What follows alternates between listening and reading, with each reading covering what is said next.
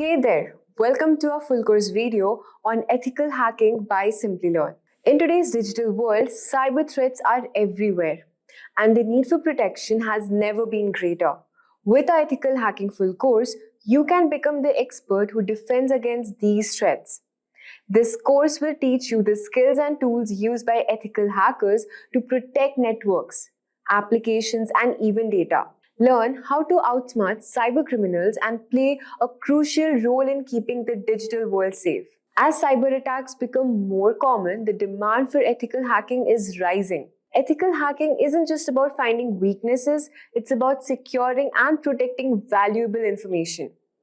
This course gives you the knowledge and practical skills to prevent and respond to cyber threats, making you an essential part of any security team. In 2024, the demand for ethical hackers is set to grow even more. Companies across all the industries are looking for skilled professionals to protect them from cyber attacks. By mastering ethical hacking, you open the door to many career opportunities in cybersecurity, a field that's becoming more important day by day. Craving a career upgrade? Subscribe, like, and comment below. Dive into the link in the description to fast-track your ambitions. Whether you're making a switch or aiming higher, Simplilearn has your back. Before we comment, if you are interested in elevating your career in cybersecurity, look no further. Join our postgraduate program in cybersecurity and become an expert in this fast-growing field. This program will help you stay updated with the latest trends and skills needed for a successful career in cybersecurity. You learn from MIT experts through live masterclasses, gain exclusive access to the EC Council's Learning Kit and exam voucher. The course also includes 4 real-world industry case studies led by MIT professors. So hurry up and enroll now and take your first step towards your future in cybersecurity. You can find the course link in the description box and in the pinned comments. So let's get started. Data is the new gold. Imagine how much data is generated by just your smartphone every single day, be it the pictures you click or the messages you send. Nearly 41 million messages are sent worldwide via WhatsApp every single minute. So safeguarding your personal data against hackers has now become a top priority. Did you know that India leads the world when it comes to ethical hackers, with 23% of the worldwide hacking population from India? The top ethical hackers earn more than twice of what software engineers in India do. But what makes ethical hacking such a demanding industry? Ethical hacking is the process of taking security measures to safeguard data and networks from malicious cyber attacks. The hackers use every tool at their disposal to try and breach the security barrier and find any potential vulnerabilities. The ethical in ethical hacking denotes the lack of malicious intent, since these sessions are often permitted by the system owner or the network that is being hacked into to fix any compromised entry points before black hat hackers discover and exploit them. So what is a black hat hacker, you may ask? A hacker who exploits security vulnerabilities for monetary gains, like stealing or destroying private data, altering, disrupting, or shutting down websites and networks, is known as a black hat hacker. On the other end of the spectrum, we have white hat hackers who help people secure their networks by stress testing their platform against the most dangerous of cyber attacks. That is with their consent, of course. But the most neutral of the bunch are grey hat hackers, who may not ask for consent before snooping on a foreign system, but they do inform the owner if they find any vulnerabilities, sometimes in exchange for a small fee. So security breaches have become less and less prevalent thanks to rigorous ethical hacking campaigns and corporate awareness programs. The ability to fix critical security issues before black hat hackers leverage them has saved organizations billions of dollars. Google, IBM, Microsoft, and virtually every major corporation are looking to protect their data. So it shouldn't come as a surprise that the ethical hacking and information security job market is set to rise by nearly 28% by 2026, with salaries going as high as $225,000 per annum. So that's ethical hacking wrapped up in 2 minutes. We humans are highly tech-savvy in today's times. With the extensive use of the internet and modern technologies, there is a massive challenge in protecting all our digital data, such as net banking information, account credentials, and medical reports, to name a few. Have you heard about the deadly WannaCry ransomware attack? The attack happened in May 2017 in Asia, and then it spread across the world. Within a day, more than 230,000 computers were infected across 150 countries. The WannaCry cryptoworm encrypted the data and locked the users out of their systems. For decryption of the data, the users were asked for a ransom of $300 to $600 in Bitcoin. The users who used the unsupported version of Microsoft Windows and those who hadn't installed the security update of April 2017 were targeted in this attack. The WannaCry attack took a toll on every sector. Top-tier organizations like Hitachi, Nissan, and FedEx had to put their businesses on hold as their systems were affected too. Now, this is what you call a cyber attack. To prevent such attacks, cybersecurity is implemented. We can define cybersecurity as the practice of protecting networks, programs, computer systems, and their components from unauthorized digital attacks. These illegal attacks are often referred to as hacking. Hacking refers to exploiting weaknesses in a computer network to obtain unauthorized access to information. A hacker is a person who tries to hack into computer systems. This is a misconception that hacking is always wrong. There are hackers who work with different motives. Let's have a look at 3 different types of hackers. Black hat hackers are individuals who illegally hack into a system for monetary gain. On the contrary, we have white hat hackers who exploit the vulnerabilities in a system by hacking into it with permission in order to defend the organization. This form of hacking is absolutely legal and ethical. Hence, they are also often referred to as ethical hackers. In addition to these hackers, we also have the gray hat hackers. As the name suggests, the color gray is a blend of both white and black. These hackers discover vulnerabilities in a system and report it to the system's owner, which is a good act. But they do this without seeking the owner's approval. Sometimes gray hat hackers also ask for money in return for the spotted vulnerabilities.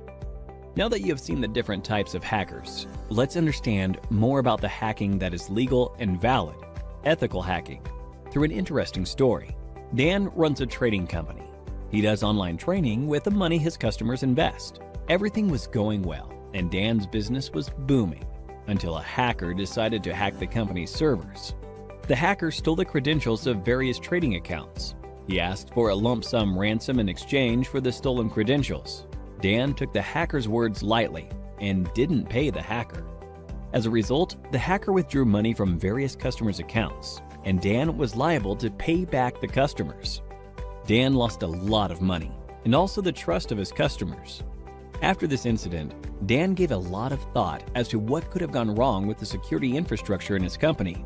He wished there was someone from his company who could have run a test attack to see how vulnerable his systems were before the hacker penetrated into the network.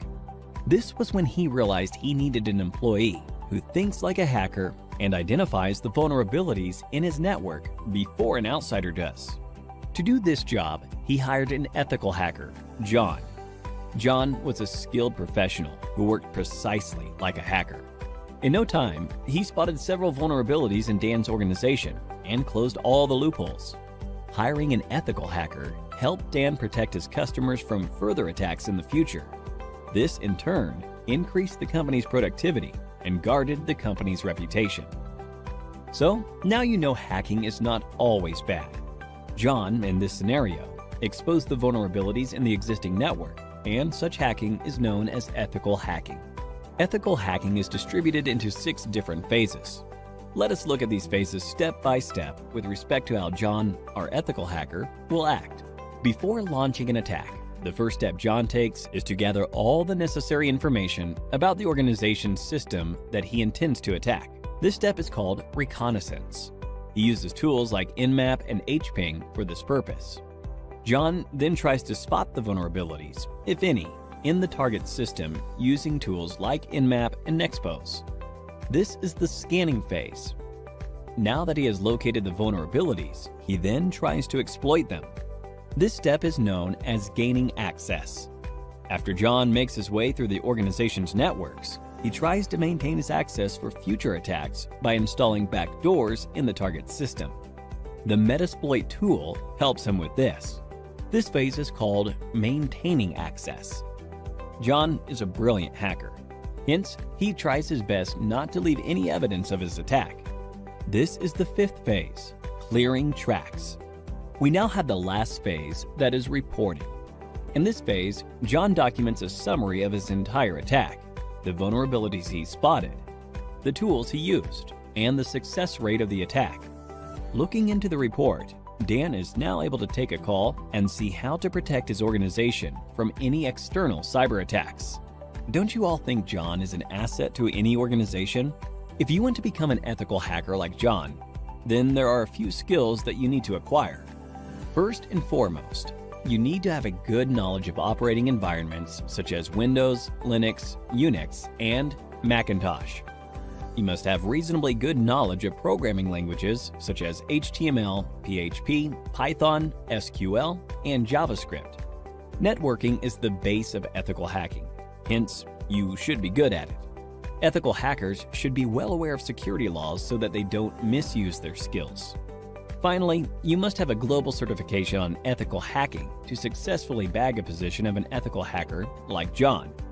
Few examples of ethical hacking certification are Certified Ethical Hacker Certification, CEH, CompTIA PenTest Plus, and Licensed Penetration Tester Certification, to name a few. Simplilearn provides a Cybersecurity Expert Master's program that will equip you with all the skills required by a cybersecurity expert. You could have a look at it by clicking the link in the description. The endless growth of technologies in this area is directly proportional to the number of cybercrimes. Cybercrimes are estimated to cost $6 trillion in 2021. Hence, to tackle these cybercrimes, organizations are continuously on the lookout for cybersecurity professionals. The average annual salary of a certified ethical hacker is $91,000 in the US and approximately rupees 7 lakhs in India. So, what are you waiting for? Get certified and become an ethical hacker like John and put an end to the cyber attacks in the world. So let's talk about hacking and what exactly hacking is. Hacking refers to exploiting weaknesses in a computer network to obtain unauthorized access to information. A hacker is a person who tries to hack into computer systems. Now here there are some keywords that we need to understand. First and foremost, exploit. When you are exploiting weaknesses are technically called vulnerabilities, which are basically design flaws, misconfiguration errors, usage of default usernames and passwords which have not been modified. So any misconfiguration or anything that has been left behind by a security administrator that can be misused, which means exploited by a hacker to gain unauthorized access. So the next term is unauthorized access, something that you're not allowed to do. And when you say a hacker is a person who tries to hack, it's basically a person with malicious intent trying to gain access to a system or a resource that they are not authorized to access in the first place. How do they do it? They find a vulnerability that is a weakness or a flaw, and then they misuse it to gain access to that particular network. So here in the diagram, you can see that the sender on the left hand side is trying to send some data to the receiver on the right hand side. The hacker would try to gain unauthorized access to the transmission that is being sent and would try to capture the data packets and read the secrets within. Let's look at a business case scenario into hacking. Now there is an organization, everybody is going around their own business when they realize that their systems may have been compromised. Now they're trying to look at the customer data to ensure that that has not been compromised and trying to assure the customers. However, they do realize that some customer data has been lost and even the company reports have been modified as well. Now this is the scenario where there have been some security controls in place and those controls have been identified. They realized that there is an attack that has happened, and based on that attack they have realized that their data has now been compromised and their records have been modified by the hacker, which means that the data is no longer trustworthy and thus cannot be used by the business for any legal transactions. So then the hacker gives a call to the organization or gets connected to the organization demanding a ransom for the data to be replaced, to be taken back into the original state where it was trusted, and thus the organization can utilize it for business transactions. The organization has probably no backup, so they decide that they want to pay the lump sum to the hacker to restore that data so that they can continue on with the business. Thus money exchanges and the hacker is able to restore that data and the business continues as usual. However, the activity here of a hacker trying to leverage the misconfiguration of the weaknesses in the organization's security, thus being able to hack them and make these ransomware demands. So the company then wants to figure out, even if having a security system in place, how was the hacker able to hack their systems? Thus, one of the employees comes up with a brilliant idea of identifying vulnerabilities in the network to proactively search for any flaws that have been left behind so that they can plug those flaws and nobody can misuse them.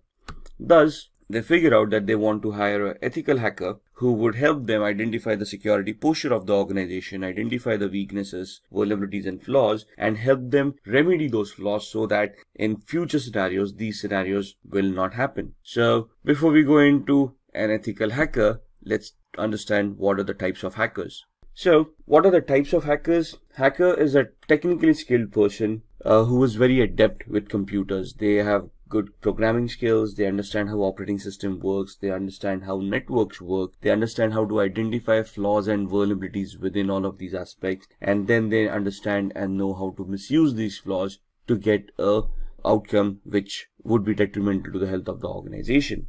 So there are 6 types of hackers that have been identified: black hat hackers, white hat hackers, grey hat, script kiddies, nation-sponsored hackers, and hacktivists. So black hat hackers are basically the malicious hackers who have malicious intent and have criminalistic tendencies. They want to harm the organization by hacking into their infrastructure, by destroying their infrastructure, by destroying their data, so that they can gain from it from a monetary perspective.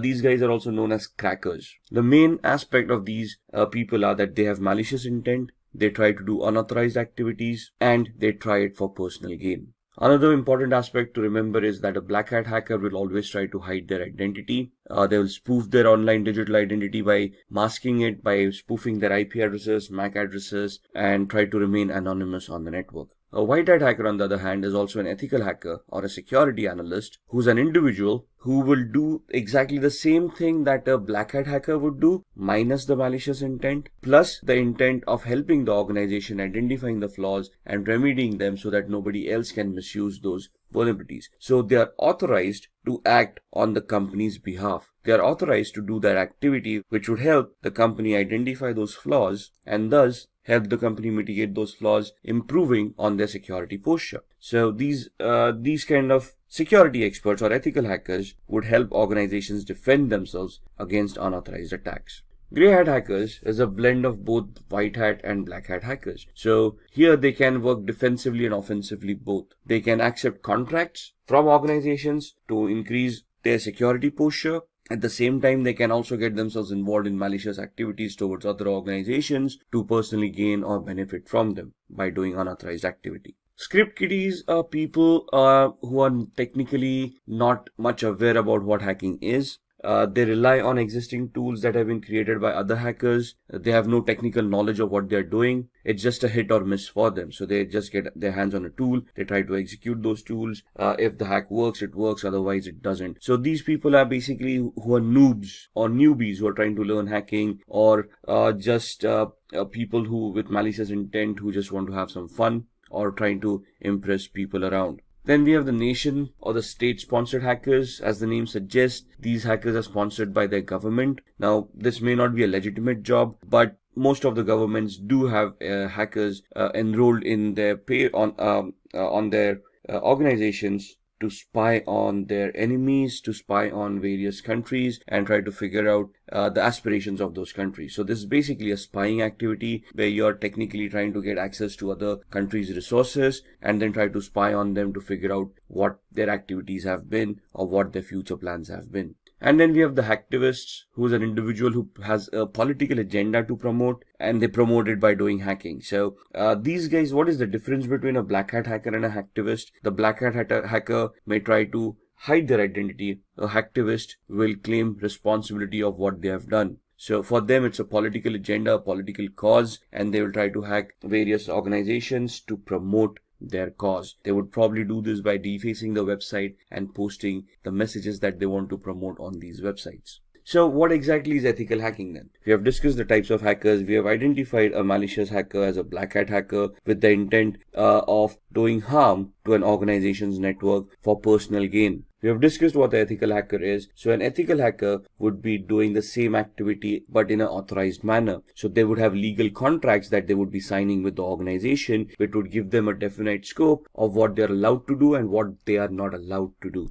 and the ethical hackers would function within those scopes, would try to execute those test scenarios where they would be able to identify those flaws or those system vulnerabilities, and then they would be submitting a report to the management of what they have found. They would also help the management to mitigate or to resolve those weaknesses so that nobody else can misuse them later on. They might use the same techniques and the same tools that black hat hackers do. However, the main difference here is that these guys are authorized to do that particular activity. They're doing it in a controlled manner with the intent of helping the organization and not with the intent of personal gains. So who's an ethical hacker? Again, an ethical hacker is a highly intelligent, highly educated person who knows how computers function, how programming languages work, how operating systems work. They can troubleshoot. They're technically very adept at computing. They understand the architecture. They understand how various components in a computer work. They can troubleshoot those components, and they can basically be very good with programming as well. Now, when I say programming, we don't want an ethical hacker to be a good developer of applications. We want them to understand programming in such a way that they can create scripts, they can write their own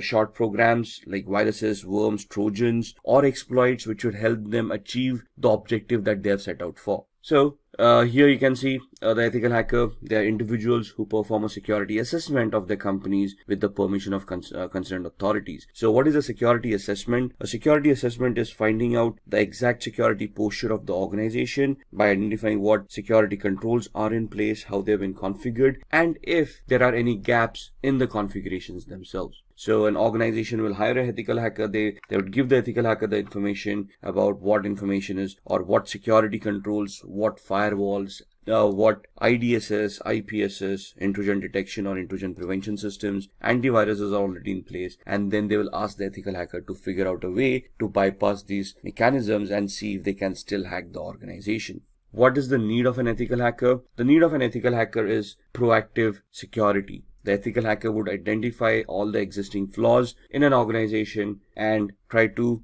resolve those flaws to help secure the organization from black hat hackers. So ethical hackers would prevent hackers from cracking into an organization's network by securing the organization, by improving on their security on a periodic basis. And they would also try to identify system vulnerabilities, network vulnerabilities, or application level vulnerabilities that would have been missed or have already been missed, and then try to figure out a way of plugging them or resolving them so that they cannot be misused by other hackers. They would also analyze and enhance an organization's security policies. Now, what are policies? Policies are basically documents that have been created by an organization of rules that all the employees need to follow to ensure that the security of an organization is maintained. For example, a password policy. A password policy would help users in an organization to adhere to the standards the organization has identified for a password complexity. For example, a password, when a user is creating them, should adhere to standards where they are using random words. They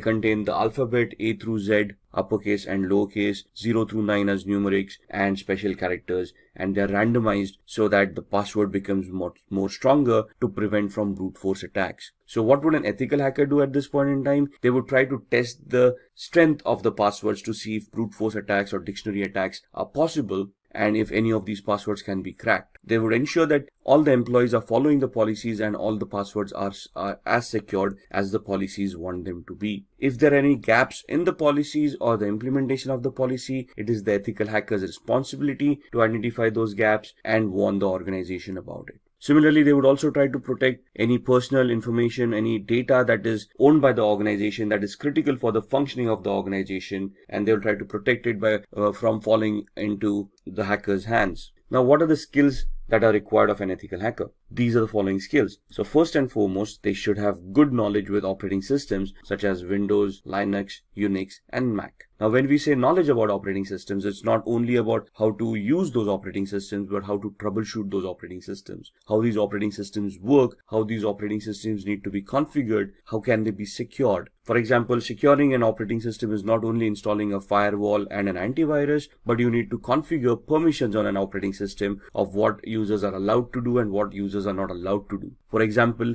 limiting the installation of applications. How are we going to do that? We need to go into the system center, the security center of Windows, and we need to configure security parameters over there of what are acceptable softwares and what are not. Same with Linux and Mac softwares, operating systems. So we need to know how we can secure these operating systems. Similarly, all of these would have desktop versions and server versions of operating systems. As an ethical hacker, we need to know the desktop and server versions both, how to configure them and how to provide services within the organization on these servers so that they can be consumed in a secure manner by all the employees. At the same time, they should also be knowledgeable of programming languages or scripting languages such as PHP, Python, Ruby, HTML for programming, if you will, because web servers come into the picture. So again, they should not be great developers where they can create huge applications, but they should be able to develop scripts, understand those scripts, analyze those scripts, and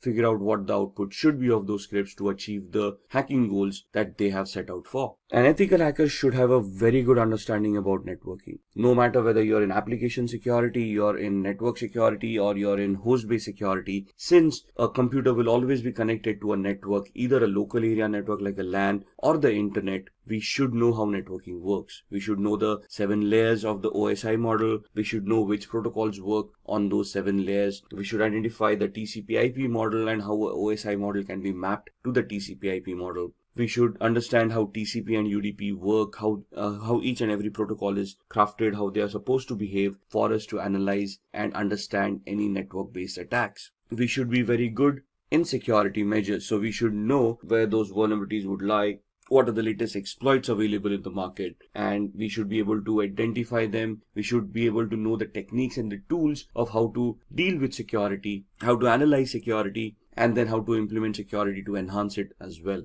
Along with that, it is important that a security analyst or an ethical hacker is aware of the local security laws and standards. Why is that? Because an organization cannot do any illegal activity. Whatever responses that they have, whatever security mechanisms, whatever security controls they will implement, they need to be adhering to the local law of the land. They should be legal in nature and should not cause undue harm to any of the employees or any of the third-party clients that they are dealing with. So the ethical hacker should be aware of what security laws are before they implement security controls, or even before they start testing for security controls. And all of these should be backed up by having a global certification or a globally valid certification related to networking, related to security, ethical hacking, the law of the land, anything and everything. Maybe even programming. It's good to have a certification in PHP, Perl, Python, Ruby, and so on and so forth. Why? Because most of the organizations, when they hire ethical hackers, look out for these certifications, especially globally valid certifications, so that they can be sure, or they can be assured that the person that they are hiring has the required skill set. So let's talk about a few of the tools that an ethical hacker would utilize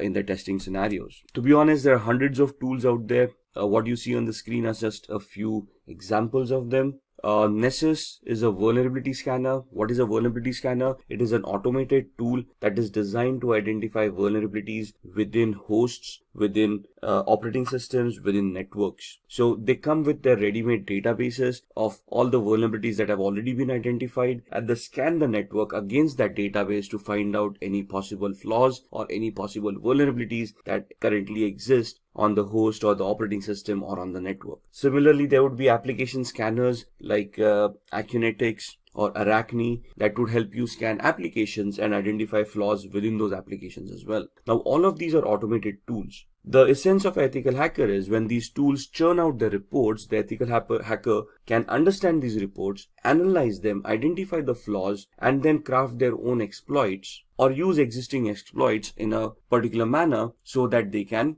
get access, or they can bypass the access security controls mechanisms that are already in place. How can they do that? With the tool called Metasploit. You see that big M there on the right hand side? That M logo is for a tool called Metasploit, which is a penetration testing tool.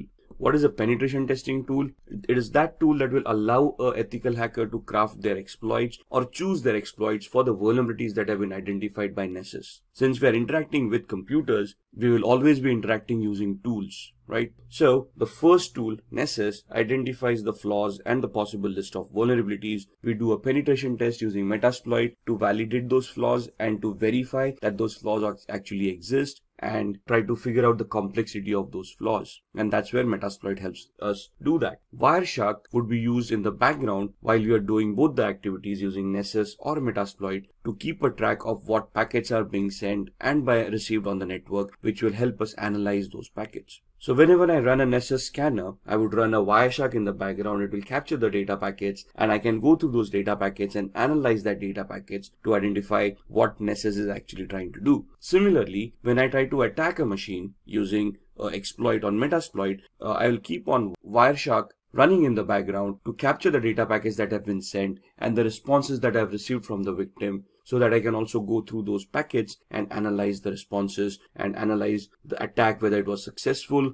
to what extent was it successful, and basically will also give me a validation, a proof of the activity that has happened. Nmap is another automated tool that allows me to scan for open ports and protocols. So why would I use Nmap? Because ports and protocols become an entry point for a hacker to gain access to devices. For example, when we connect to a web server, we connect through a web browser, but we automatically connect to port 80 using HTTP and port 443 is using HTTPS. So if I'm connecting to a web server using HTTPS, it is safe to assume that port 443 on the web server is open to accept those connections. Similarly, there would be other services that may be left open on the web server because nobody thought about configuring it, or they misconfigured the web server and they left unwanted services running. So Nmap will allow me to scan those ports and services and allow me to understand what services are being offered on that server, so then I can start analyzing that server, identify those flaws within those services, and then try to attack them. If the application that I'm analyzing is connected to a database and I want to do a SQL injection attack, or if Nessus tells me that there is a SQL injection attack that may be possible on that particular application, I can use an automated tool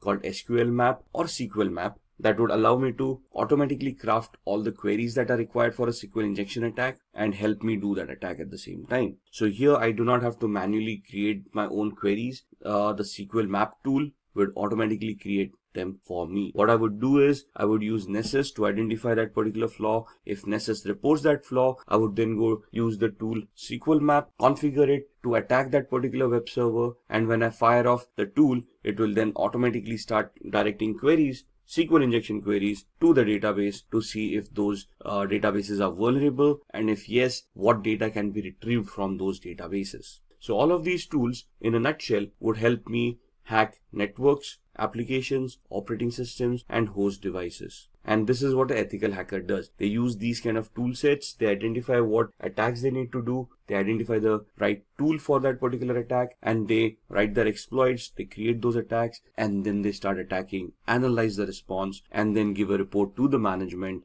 providing them feedback about how the attack was created or crafted, what was the response to that attack, and whether the attack was successful or not. If successful, they would also give recommendations of what to do to prevent these attacks from happening in the future. So when we are doing these attacks, or when we want to launch these attacks, what is the process that we would follow? So there are 6 steps that we would do as an ethical hacker. If you're just a hacker, you probably wouldn't do the 6th step, which is a reporting step. So the first step that would be done is the reconnaissance phase, which is the information gathering phase, which is very important from an ethical hacker's perspective or a hacker's perspective. Because if I want to attack someone or something as a digital device, I need to know what I'm attacking. I need to know the IP address of the device, the MAC address of those devices. I need to know the operating system, the build or the version of that operating systems, applications on top, the versions of those applications, so I know what I'm attacking. For example, if I want to attack a server, I assume it's a Windows-based server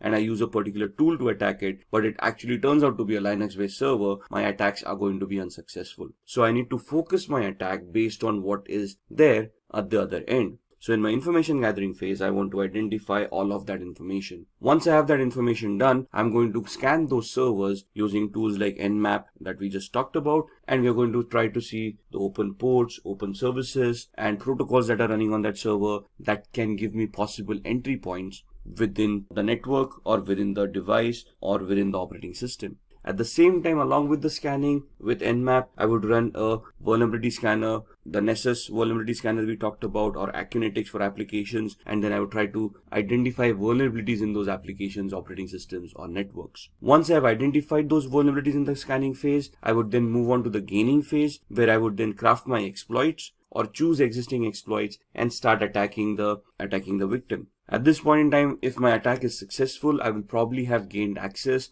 by either cracking passwords or escalating privileges or exploiting a vulnerability that I may have found during the scanning phase. Once I have gained my access, I want to maintain my access. Why? Because the vulnerability may not be there for long. Maybe somebody updated the operating system and hence the flaw was no longer existing, or somebody changed the password that I may have cracked, thus I no longer have access. So what do I do to maintain my access? I install Trojans or backdoor entries to those systems, using which I can secretly, in a covert manner, get access to those devices at my own will, at my own time, as long as those devices are available over the network. So that's where I maintain my access. I have hacked them. Now I want to maintain my access, so I install a software which would give me a backdoor entry to that device no matter what. Once I have done this, I want to clear my tracks. So whatever activity that I've been doing, for example, installing a Trojan. A Trojan is also a software that would create directories and files once installed on the victim's machine. So I want to hide that. If I have accessed data stores, if I have modified data, I want to hide that activity, because if the victim comes to know that something has happened, they would start increasing their security parameters. They might start scanning their devices. They may take them offline. Thus, my hack would no longer be efficient. The reason I'm clearing my tracks is that the victim doesn't find out that they have been hacked or they have been compromised, or even if they do find out that they've been compromised, they cannot trace the compromise back to me. So I would be deleting references of any of the IP addresses or MAC addresses that I may have used to attack that particular device. And this is where I will be able to identify where those logs were created, where those traces are. Once I take off those traces, the victim would not be any wiser of whether they have been compromised or who compromised their system. And if I am successful at all of these stages, or to whatever extent the success that I've achieved in any of these stages, I would then create a report based on that, and I would report to the management about the activities that we have been able to do and whatever we have been able to achieve out of those activities. For example, we identified 10 different flaws. There were 20 different attacks that we wanted to do. What attack did we do? What was the outcome of that attack? What was the intended or the expected output of that attack? I'll create a report which would give a detailed analysis of all the steps that were taken, along with screenshots and evidences of what activity was conducted, what was the output, what was the expected output, and I would submit that report to the management, giving them an idea of what vulnerabilities and flaws exist in their environment or their devices that need to be mitigated so that the security can be enhanced. So these are the 6 steps that the ethical hacking process would take.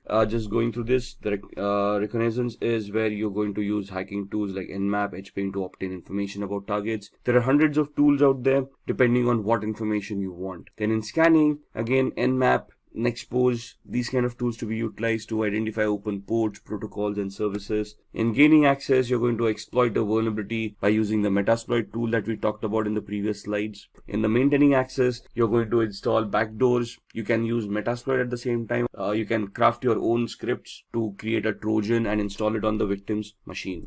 Once you have achieved that, clearing tracks is where you're going to clear all evidences of your activity so that you do not get caught or the victim doesn't even realize that they have been hacked. And once you're done all of this, we are going to create reports that are going to be submitted to the management to help them understand the current security evaluation of their organization. So now let's see how we can hack using social engineering. Now, what is social engineering? Social engineering is the art of manipulating humans into revealing confidential information which they otherwise would not have revealed. So this is where your social skill and your people skills come into the picture. If you are able to communicate effectively to another person, they would probably give up more information that they intended to give out. Let's look at examples, right? If you see on the screen, phishing activity. What is phishing? We receive a lot of fake mails on a regular basis. We have always received those emails where we have won a lottery of a few $1 million, but we have never realized that we didn't purchase a lottery to win a lottery in the first place. We have always had those Nigerian frauds where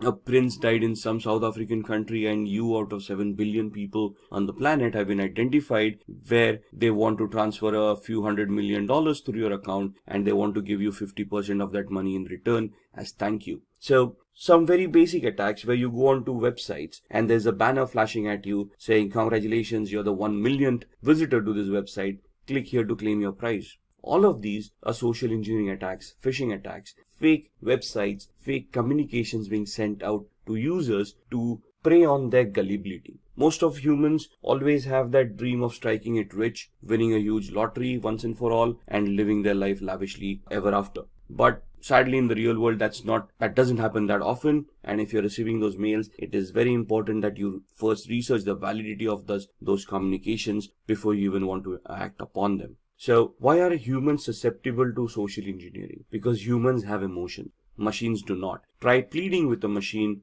to give you access to an account that you have forgotten a password to. The machine wouldn't even know what you're doing. Try pleading with a human, sympathy or empathy, where you could try to create a social engineering attack where you can plead with them saying, if I do not get access to this account immediately, I might lose my job. And then that would put my family into problems. Somebody would feel empathy or sympathy towards you and help you reset that password and give you access to that account. It's how good the attack is and how convincing you are for the success of this attack to happen. So what is a familiarity exploit? Attackers interact with victims to gain information which will benefit the attackers to crack credentials. As passwords, if we want to reset our passwords, what do we have as a mechanism to resetting passwords? We have some security questions that we set up. Those questions are nothing but personal information that we would know, but through a social engineering attack, it would be easily be able to gather the information that you have set for your security questions. The security questions can be as simple as the first school that you attended. You probably have that listed on your LinkedIn profile,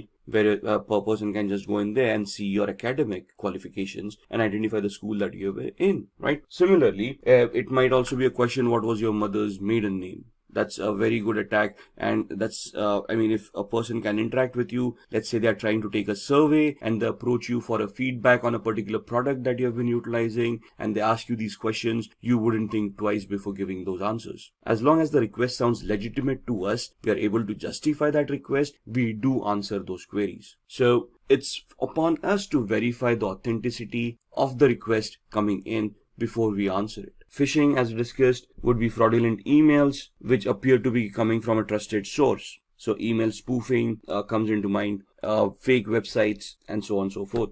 Exploiting human curiosity. Curiosity killed the cat, right? So there's so many physical attacks where hackers just keep pen drives lying around in a parking lot. Now this is a generic attack. Whoever falls victim will fall victim. So if I just throw around a few USBs in the parking lot, obviously with Trojans implemented on them, some people who are curious or who are looking for a couple of freebies might take up those pen drives, plug them in their computers to see what data is on the pen drives. At the same time, once they plug in those pen drives on their computers, the virus or the Trojan would get infected and cause harm to their machine.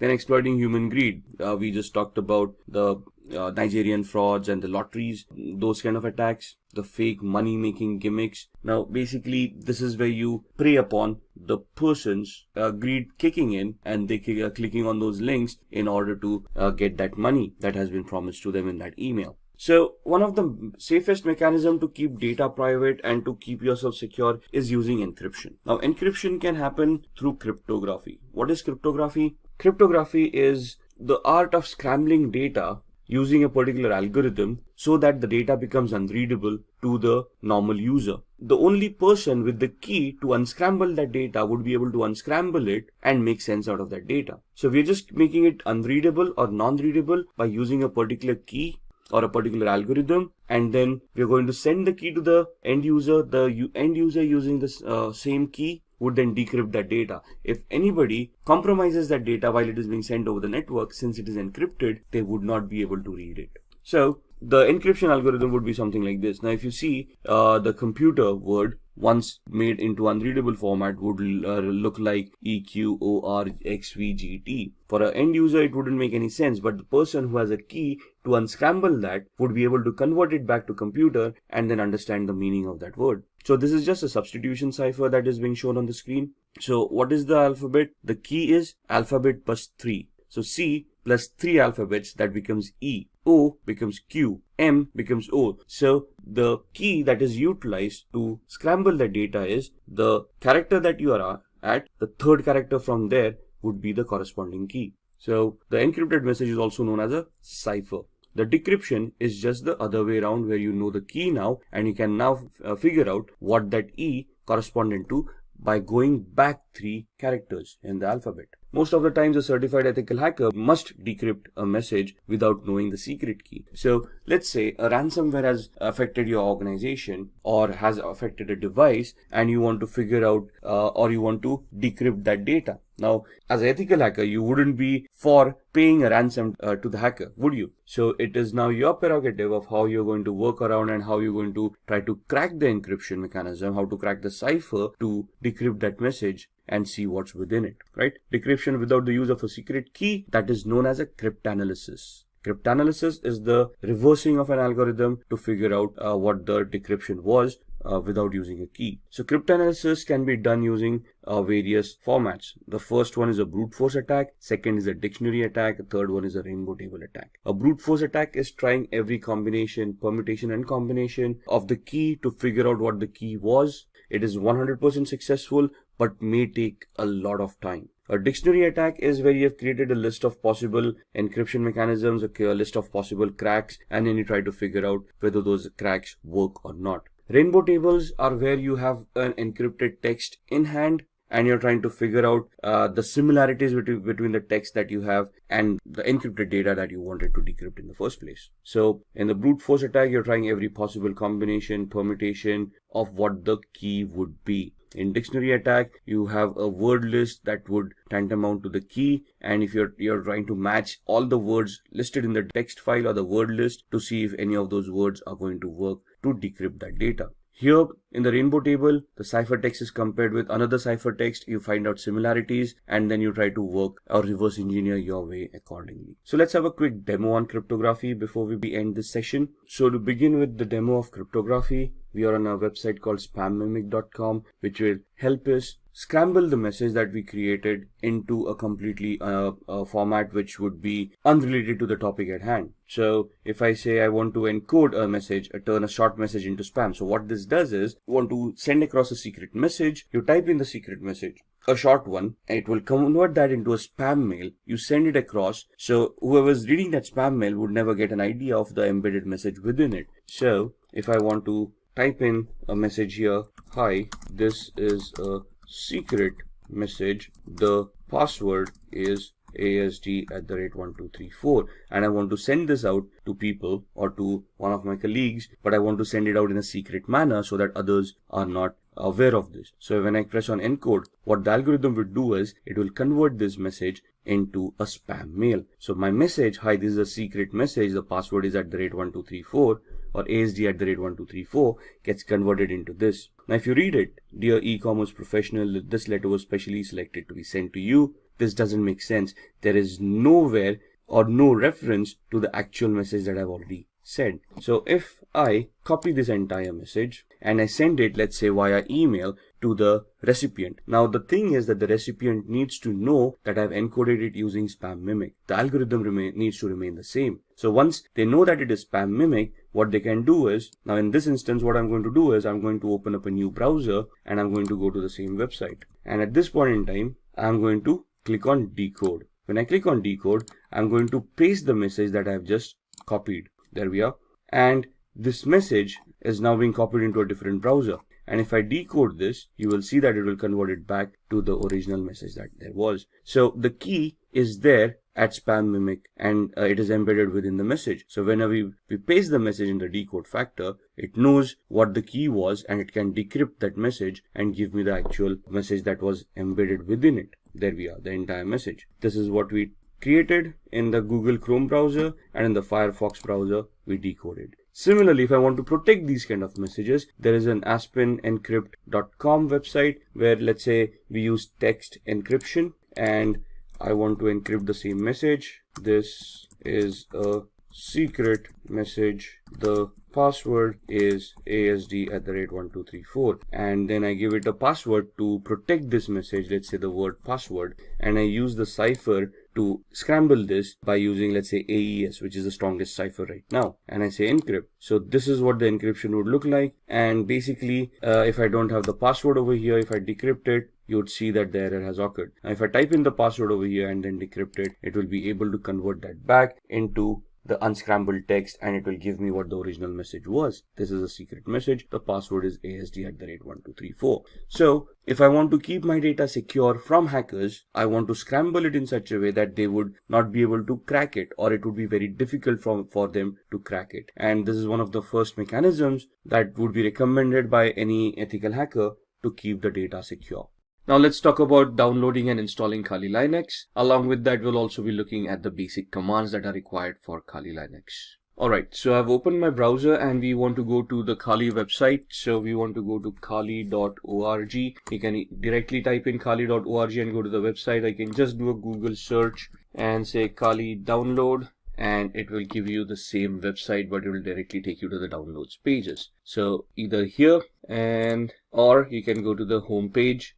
Cookies are being installed on your machine, so see which cookies you want to allow. I'm only going to use the necessary cookies to support this site, and you can see that this gives you the latest Kali Linux news and tutorials, gives you the latest release, what is in that release, and gives you a lot of documentation which will help you understand what tools have been developed and what functionality has been given in the latest version.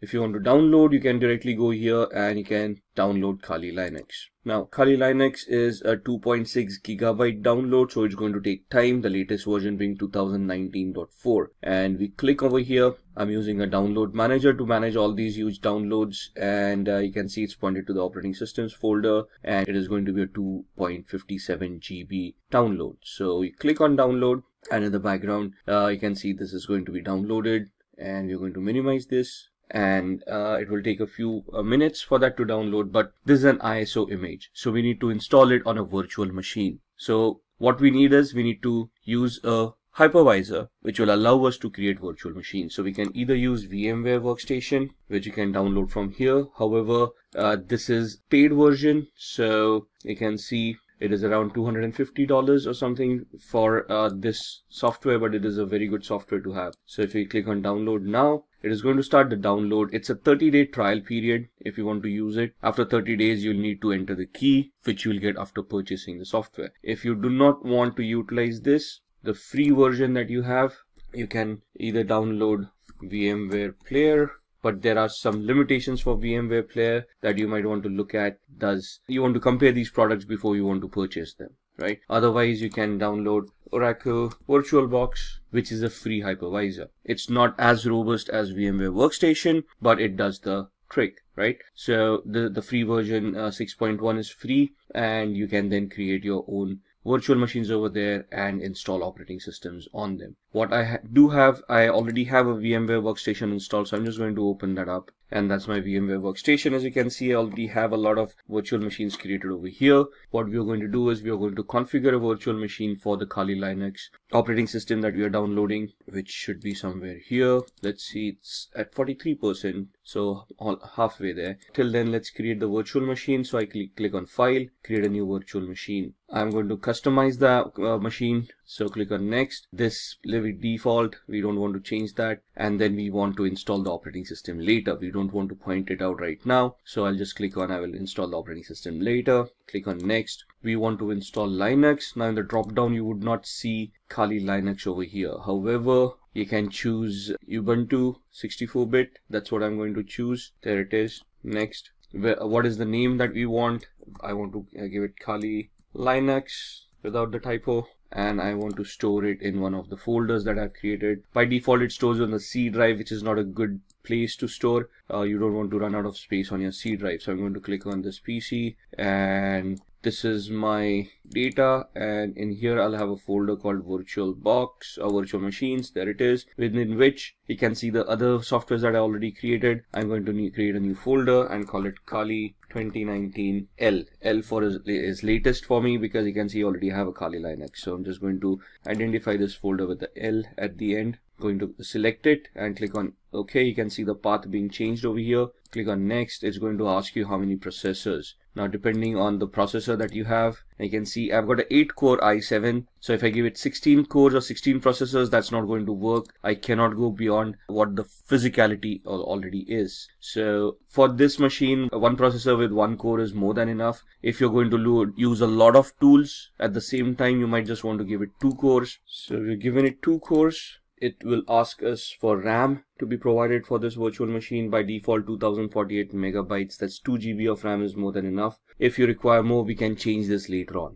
So click on next. We want to use NAT for now. Leave this default. Next. Whatever is recommended, keep it the way it is. We do not want to change it. Next. Create a new virtual hard disk for this machine. And it is going to ask us the size. 20 GB is more than fine. Store it as a single file. We don't want to use multiple file options. Click on next. And then click on browse, where we want to store the VMDK file or the virtual hard disk file. And we go back again to the same folder that we had created, virtual machines. And we look at the Kali Linux, Kali 2019 L, and we want to store the VMDK file over there. Once we save it, we want to click on next, and then we want to click on finish. So this is the virtual machine that has been created right here, right? Now, this is the basic configuration. Now, where are we at with the operating system? And you can see the operating system has been downloaded and it is stored in this particular folder. So we go to E drive. So we are looking for the operating system that we have downloaded. We downloaded it in the operating systems folder.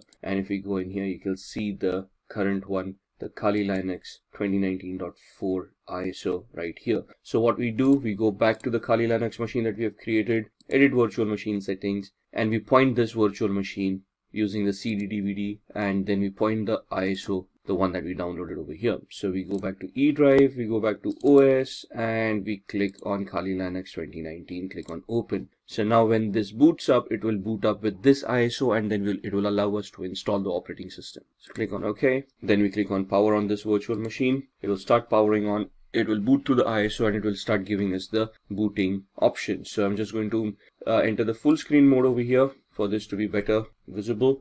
And we don't want the live mode. What we want is we want to use the graphical install. And then we highlight that, we press enter, and you can see the setup starting up. We'll wait for the GUI to pop up. There it is. Which language do we want? For now we want English. Click on continue. Where are we located? Click on continue.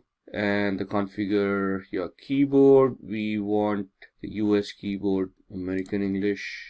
Continue. It is going to detect the hardware. So as you can see on the screen, it's attempting auto configuration for most of these settings. The network with DHCP, it has identified the network cards, hardware like the processor that has been provided. Now it is asking for a host name. We're going to leave it at default. We're going to click on continue. Domain name, I'm not joining this into a domain as yet. This is going to be a standalone machine, so I can leave this blank. Click on continue. Now it is going to configure the network. It is asking for a password at this point in time, the root password. Type in any password that you want. Ensure that you remember the password. Now, by default, the username for the account is the word root. We are just creating the password for the root account. And then we want to click on continue. Setting up the clock, looking at the hard disks. Now, here it asks us, do we want to use the entire disk, the 20 GB virtual hard disk that we had provided, or do we want to give it a manual configuration or a guided one where we want encryption and a logical volume management coming into the picture. We're just going to use the first option, guided use entire disk. Don't worry, it's only going to use the virtual disk that we had created.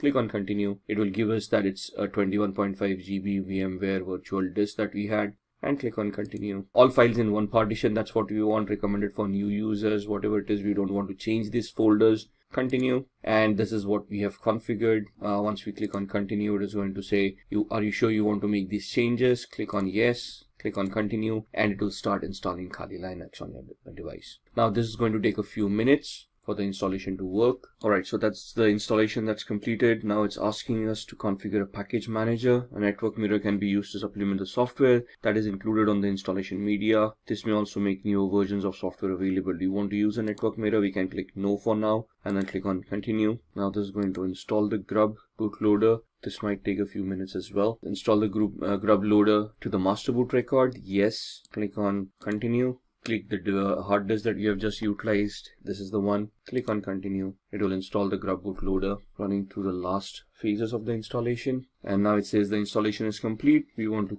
click on continue, finishing the installation, and then it will do a reboot. Alright, and you can see this is starting up. So we are going to you just wait out the boot, and now it started the booting sequence. Just going to maximize the screen. And you can see it's asking me for the password. This is the one that we created. Now that's not the password, that's the username, that's the root, and the password that we had created at that point in time. And then click on login. And this is your screen. Now what we need to do here is we need to install VMware tools, which will help us manage the screen and help the virtual machine to be a little bit better integrated on the system. So that's not mounted yet, so we're just waiting for it to mount. There it is. And what we want to do here is open VMware Tools Upgrader. Alright, so what we want is we want to extract, or we want to use this OpenX archiver, and once we do that, we'll see the VMware install.pl. Double click on that. Alright, we've got the VMware tools here. What I've done is we have extract to, and I've extracted that on the desktop, right? So what we just did was click on the desktop over here, open, and this is what it will do. And click on extract. Now the error is happening because I've already extracted this. Open this up. We want to run this VMware install.pl. So what do? We open up the terminal window, which is the command line interface over here. And now this is where some of the commands come into the picture. So for example, pwd, it will show us the present working directory. ls will show us the list of the folders that are there. So the folder that we have is on our desktop. So we'll just change directory to desktop, press enter, do an ls, that will show us the list, and you can see VMware tools distrib. That's the folder that we have right here. Right, so we want to go into that folder, cd VMware. At this point, you can just click on tab and it will populate everything over there. Press enter, do an ls, and we want the VMware-install.pl to be executed. Alright, so we tried executing that command. We had an error over there. So what we need to do is we need to execute this command. So /VMware install.pl, and we'll start creating. Now it will ask you for your input installing VMware tools. In which directory do you want to install the binary files? By default it is going to use /usr/bin. If I just press enter, it is going to use the default. As you can see, the input over here. What directory do you want the init directories? I'm just going to press keep on pressing enter for the defaults to come in. This part does not exist. It is going to create it. Default yes, defaults everywhere, and then it tries to start initializing it to maximize the screen, and this is where it is installing. And you can see by just installing that, it automatically adjusted the screen, and now we got a full screen of Kali Linux right here. Right, and that is what VMware tools does for us once we have installed the operating system. And now you can see the entire screen. On here you will see the tool sets that are given here. Now why are we using Kali Linux in the first place? Because this comes in with a bundle of thousands of softwares that are ready to be utilized for ethical hacking. Right, and they have been categorized over here for information gathering, vulnerability analysis, web application analysis, and so on and so forth. So you can see from forensics onwards, reporting tools, and as you scroll down, you can see your development tools, graphics coming in, internet, and the system configuration coming into the picture. These are your settings for your operating system. So these are basically your tools. We are right now on the favorites. If I click on information gathering, you will see that other tools for information gathering start appearing over here. For vulnerability analysis, we have got Sparta, Nmap, fuzzing tools, web application analysis, we have got comics, Kipfish, SQL map, database assessments, password attacks, and so on and so forth. So if you just go in the favorites, this was the terminal emulator that we utilized. This is the command line that we saw. We use the cd command We use the pwd command. We did the ls command as well to give us the list of the directory that we are in. Similarly, there would be commands like cat. So let's go to cd downloads. Let's see what's there. You can see this case sensitive. So if I type in a capital D and then do a tab ls, there's nothing over here on download. So cd ... will take us back one directory. Now you can see we are back from downloads to root. If I want to go to desktop, this is how I go to desktop. Do a ls. You can see the VMware tools folder over there, cd VMware tools, and we go into that folder ls, where it will give us the list of all those files. Now you can see install is a file that we had edited back then. So if I do a cat install, you will see the cat basically is the command that will help us look at the contents of the file, all right, without opening up the file or without editing the file. So you can see just if I scroll up, this is where we gave the cat command. It then printed the contents of the file over here, and then it exited and gave me back to a command line right here, right? Now if I want to copy this, cp root desktop VMware install, and if you want to copy it to root downloads and press enter. Now what we are going to do is we are going to see if this file, the install file that we just edited over here, has been copied to the downloads folder. So we are currently in the VMware, on the desktop VMware tools district folder. We do a cd ... that takes us down one directory. So we are still in the desktop. Do a cd ... Now you can see we are back in the root, and now we are going to do a cd downloads,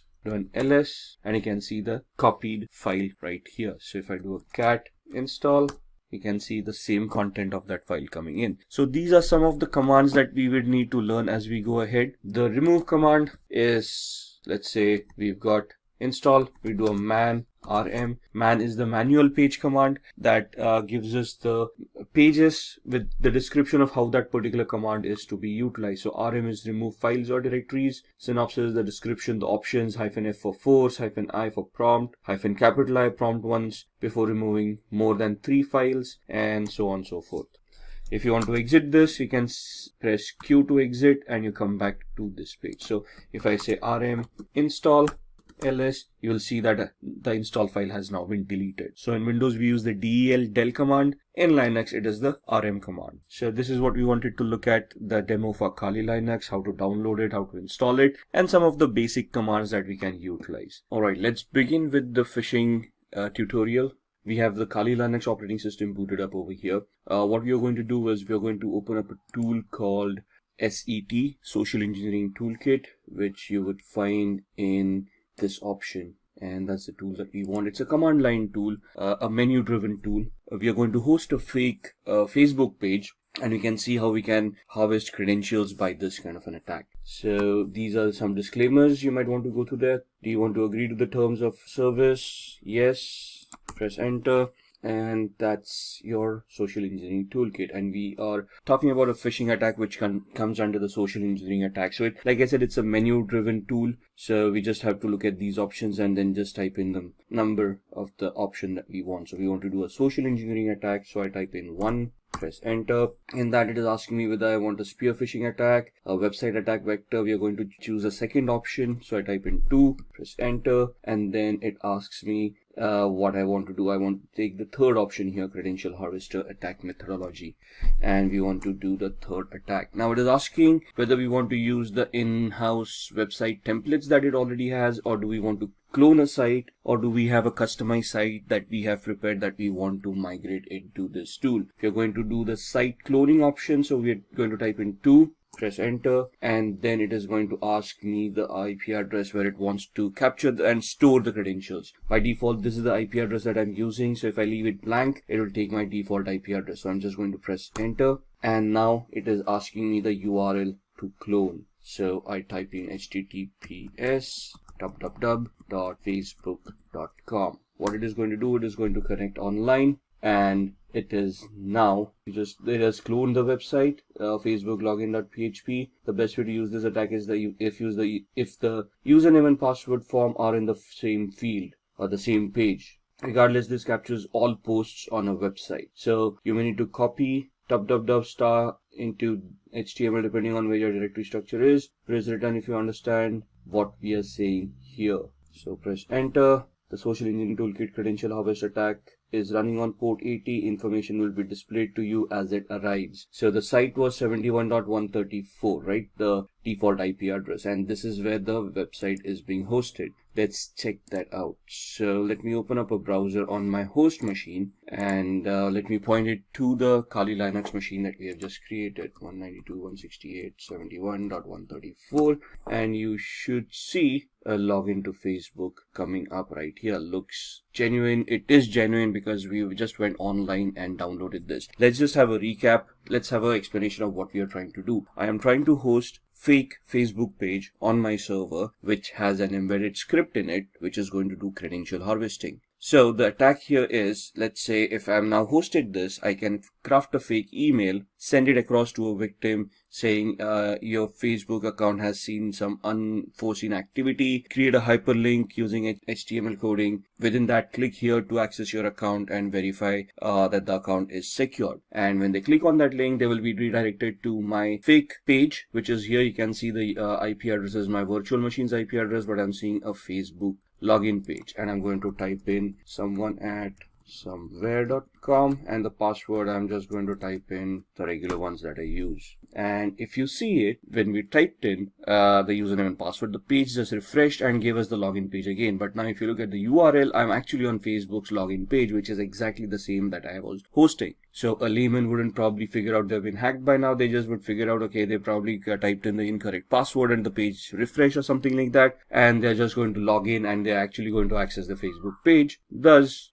they might not even realize that something went wrong. But if I go back to my virtual machine, you can see that it has captured some data and it is reporting over here of what has happened. So if I just scroll up, let's see what happened here and if we have been able to capture anything. So we got a hit printing the output. This is the HTTP 1.1.200. Okay, response coming in, password field found, and we're just looking. There it is. Email someone@somewhere.com, and password that I typed in ASD@1234. So it has captured the username and the password right here. Once we are done, I mean, this is the way attackers work. Now, this is a very basic attack. Again, in the actual trainings, you would then look at how you would host this on a real website, make it a global attack. Right now, it's a virtual machine with a class C IP address. So here, the thought process is, where can we get a free hosting where we can host this kind of sites? Maybe I'll have to purchase a domain, which looks like similar to Facebook or the victim that I'm trying to attack. So this is just a POC. So we just wanted to find out if we can, how phishing is done. And this is exactly how it is done,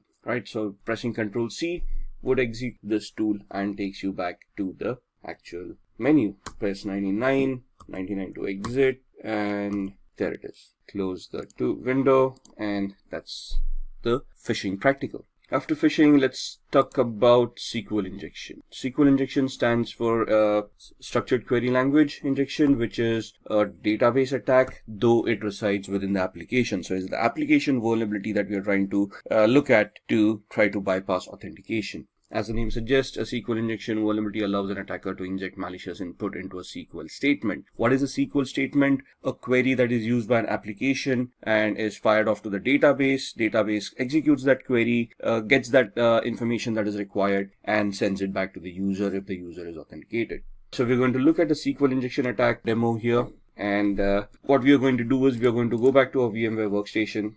And I've got a tool over here called OWASP, Broken Web Application, which is a utility that has been created for people like us to test our skills, to learn on how we can develop our skills further. So this has a lot of vulnerable applications built within it. We're just going to try to access it, and we're going to see if we can create a SQL injection attack. Just waiting for it to boot up. Once it boots up, it will give us an IP address. There we are. So we need to connect to 71.132. So I can just use the same browser I was using, close up Facebook, and now go to 192.168.71.132. And this is the OWASP Broken Web Application project. What we're going to do is we're going to go to Utility, and this is an application that has a lot of information within it. You can see it gives you links about what you should do, help me, video tutorials, listing of vulnerabilities that they have, and so on and so forth. So you can see we are not logged in right now. I'm just going to do this as a demo. So what we're going to do is we're going to look at this and bypass authentication. So we are taken to the login page where you need a username and password to log in. I'm going to type in test as the username and test as the password.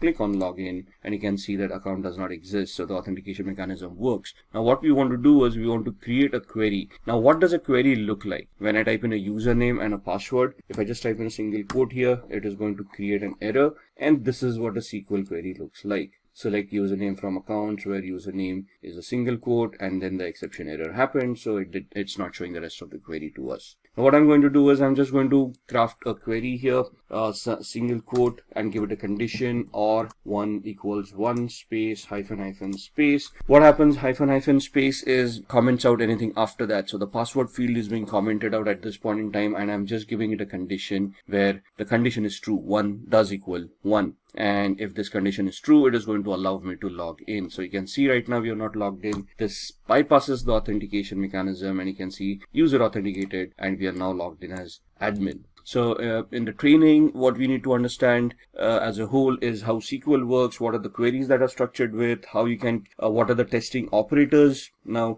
the single quote that we used, that was an operator in the SQL syntax, what these operators are, how they function, and then how you can leverage these attacks. There are different tools that are given to you in Kali as well that you can utilize. So in Kali Linux, you can just open up a command prompt, and there's a tool called SQL map. You need to give it a particular site. So SQL map -u for the URL and whatever the URL is. Now URL here, and then once you're here, you just press the enter key. This tool will craft all the queries in the background for you. You don't even have to know SQL query or SQL languages. This is a very easy tool to utilize. Sadly, I cannot demo this on a live website because that would be illegal, but you can see how you can operate this yourself. That's what SQL injections are all about. Moving on, we now talk about VPNs, virtual private networks. And a virtual private network is basically a secure network that allows me to anonymize myself over the internet. So what I'm doing is I'm connecting from here to a server that encrypts my channel, encrypts my connection, and thus allows me to keep my data secure. Now, the basic essence of a VPN or a virtual private network is to allow me this encryption mechanism where I can encrypt and safeguard my data. The added advantage that nowadays a VPN gives is that they can allow us to spoof our IP address or obfuscate our IP address so we can actually become anonymous on the internet. It can allow us to use multiple IP addresses and thus secure ourselves on the internet. For example, I use VPN called CyberGhost. And what this allows me to do is it allows me so many servers over here. If you look at the entire list, all the servers, then there are no spy servers, which guarantee me that they are not going to keep and store any logs. And thus, they are not going to record any of the activity that I'm doing. Right? Since they are located out of Romania, this becomes a little bit more safer for me because the government and the laws over there are a little bit more relaxed than other countries. They give me different links for torrenting, for streaming, for connection features. So there are a lot of VPNs out there. So for example, let's go to the website cyberghost.com. So we can see there's a sale going on, 76% sale, or you can go on to ExpressVPN, which is also a very good VPN. Then there is NordVPN. It depends on what you want and how you want to utilize it. So just purchasing a VPN or getting a free VPN is not enough. It depends on which country the VPN originates from and which server you're connected to. For example, most of the countries have a pact where they share information amongst themselves even if you're connected to a VPN. That means that these companies that provide these services have to generate and store logs, and these logs have to be reported to the government if they ask for it. Now, if there's a list of 14 countries that actually focuses on this practice, so you have to find out VPN that and a server that is not a part of those 14 countries and ensure that those logs are not going to be reported to the government. And these are 3 VPNs basically are something that which are good, and I personally use CyberGhost. I have used the others. I just keep on rotating them just to get an idea of which one is better. So these are VPNs that can allow you to anonymize yourself on the internet. Moving on, these are the ones that we talked about. There are others: Safer VPN, Hide My Ass, Express VPN, and so on and so forth. From our terminologies, let's now talk about VPS. VPS is basically virtual private server, where you can rent a service or server as a service, a virtual machine as a service. So basically on a cloud, using infrastructure as a service, you can rent a server and utilize it for whatever activity you want. So let's go to these sites: register.com, GoDaddy Network Solutions, or we can talk about other cloud solutions as well. So here you can get register your domain names.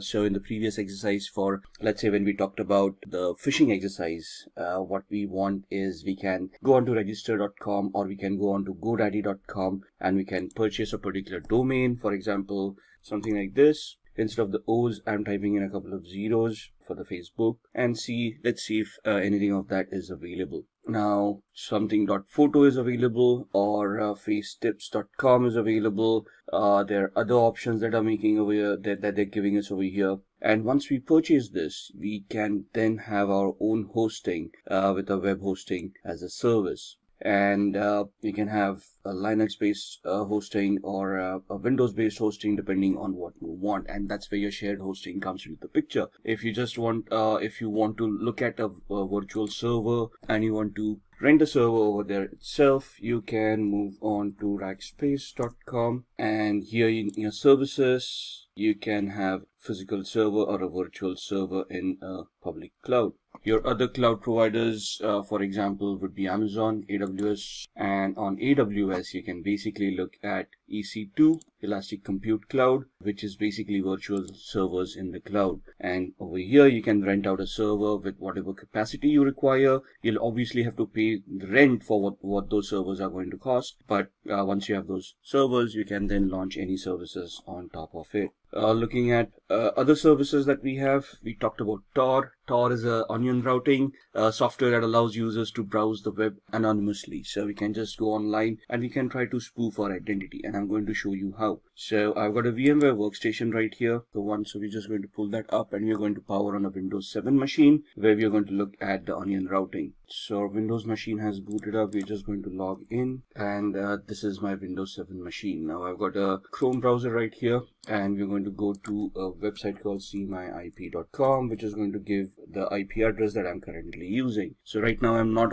connected to any VPN or anything, and you can see that's my IP address that I'm utilizing. Now if I want to anonymize myself, what I'm going to do is I am going to use Tor, and that's the Tor browser that's set up right there. If I click on it, it's going to open up the software, and it's going to create a new network, and it's going to connect to the Tor network and allow me to anonymize myself. Right, so that's the Tor browser opening up and giving me a new browser over here. So I've got one, which is the old one, which is my current IP address. If I just refresh that, you'll see that I'm still on the same IP address as far as this browser is concerned. There's a refresh, and it's still showing me the same IP address. Where if I go on to Tor right now, and if I go to seemyip.com, you will see that it is going to give me, and you can see the amount of time it is taking to reach that site. That's because I am using a VPN, and there's a lot of encryption running off, and you can see now I'm suddenly connected via Hong Kong. And even to reach this site, what Tor does is it gives me a proxy chain. A proxy chain is where it creates multiple hops to hide my identity, and before I reach seemyip.com, I am using 3 different IP addresses over here. One in France, one in Germany, and one in Hong Kong. So if I do something over here to trace back my steps to my actual IP address, the law enforcement agencies or anyone who's going to search, like a forensic investigator, would have to go through these IP addresses before they come back to me. Now it's not impossible, but the effort and time that's going to be taken to come across 3 different countries is going to be phenomenal. So it may just defeat the purpose of having so much resources spent to identify who did what. So that's what Tor does for us. Alright, moving on from Tor, we are going to look at keyloggers. Keyloggers are basically softwares that run in the background and record all the keystrokes of the user. So if I've got a keylogger installed right now, whatever I type will be stored in a text file for the hacker so that they can look at it later on. And just to give you an example of that, we go back to my VMware workstation and we open up another Windows 7 machine. I'm going to power this on, and I'm going to close this one till then. So this virtual machine has booted up. We are going to use user 1. log in as user 1. Just close all these softwares which are not required. And once this machine is booted up, what we're going to do is I'm just going to open up a random websites and see what we're doing. Basically, there's a keylogger that's there in the startup that's going to record our keystrokes. And we just want to see what it actually does. Now, Firefox is getting updated, so let's hold on. Now, this is the latest version of Firefox, right? And we're just going to go to, let's say, facebook.com. Wait for the website to open up. All right, let's try opening it up again. And that's facebook.com. And we're just going to type in some random username and password someone at somewhere.com, and the password being again ASD@1234567890. Login, obviously that login is not going to work. User probably doesn't exist, or if it does, the password probably is incorrect. And so we're going to close this. We're going to, let's say, open up another browser window, go to another site, rediff.com, and then go to rediff mail. Try the same thing over here. Someone at somewhere.com. Password ASD@12345678, whatever it is.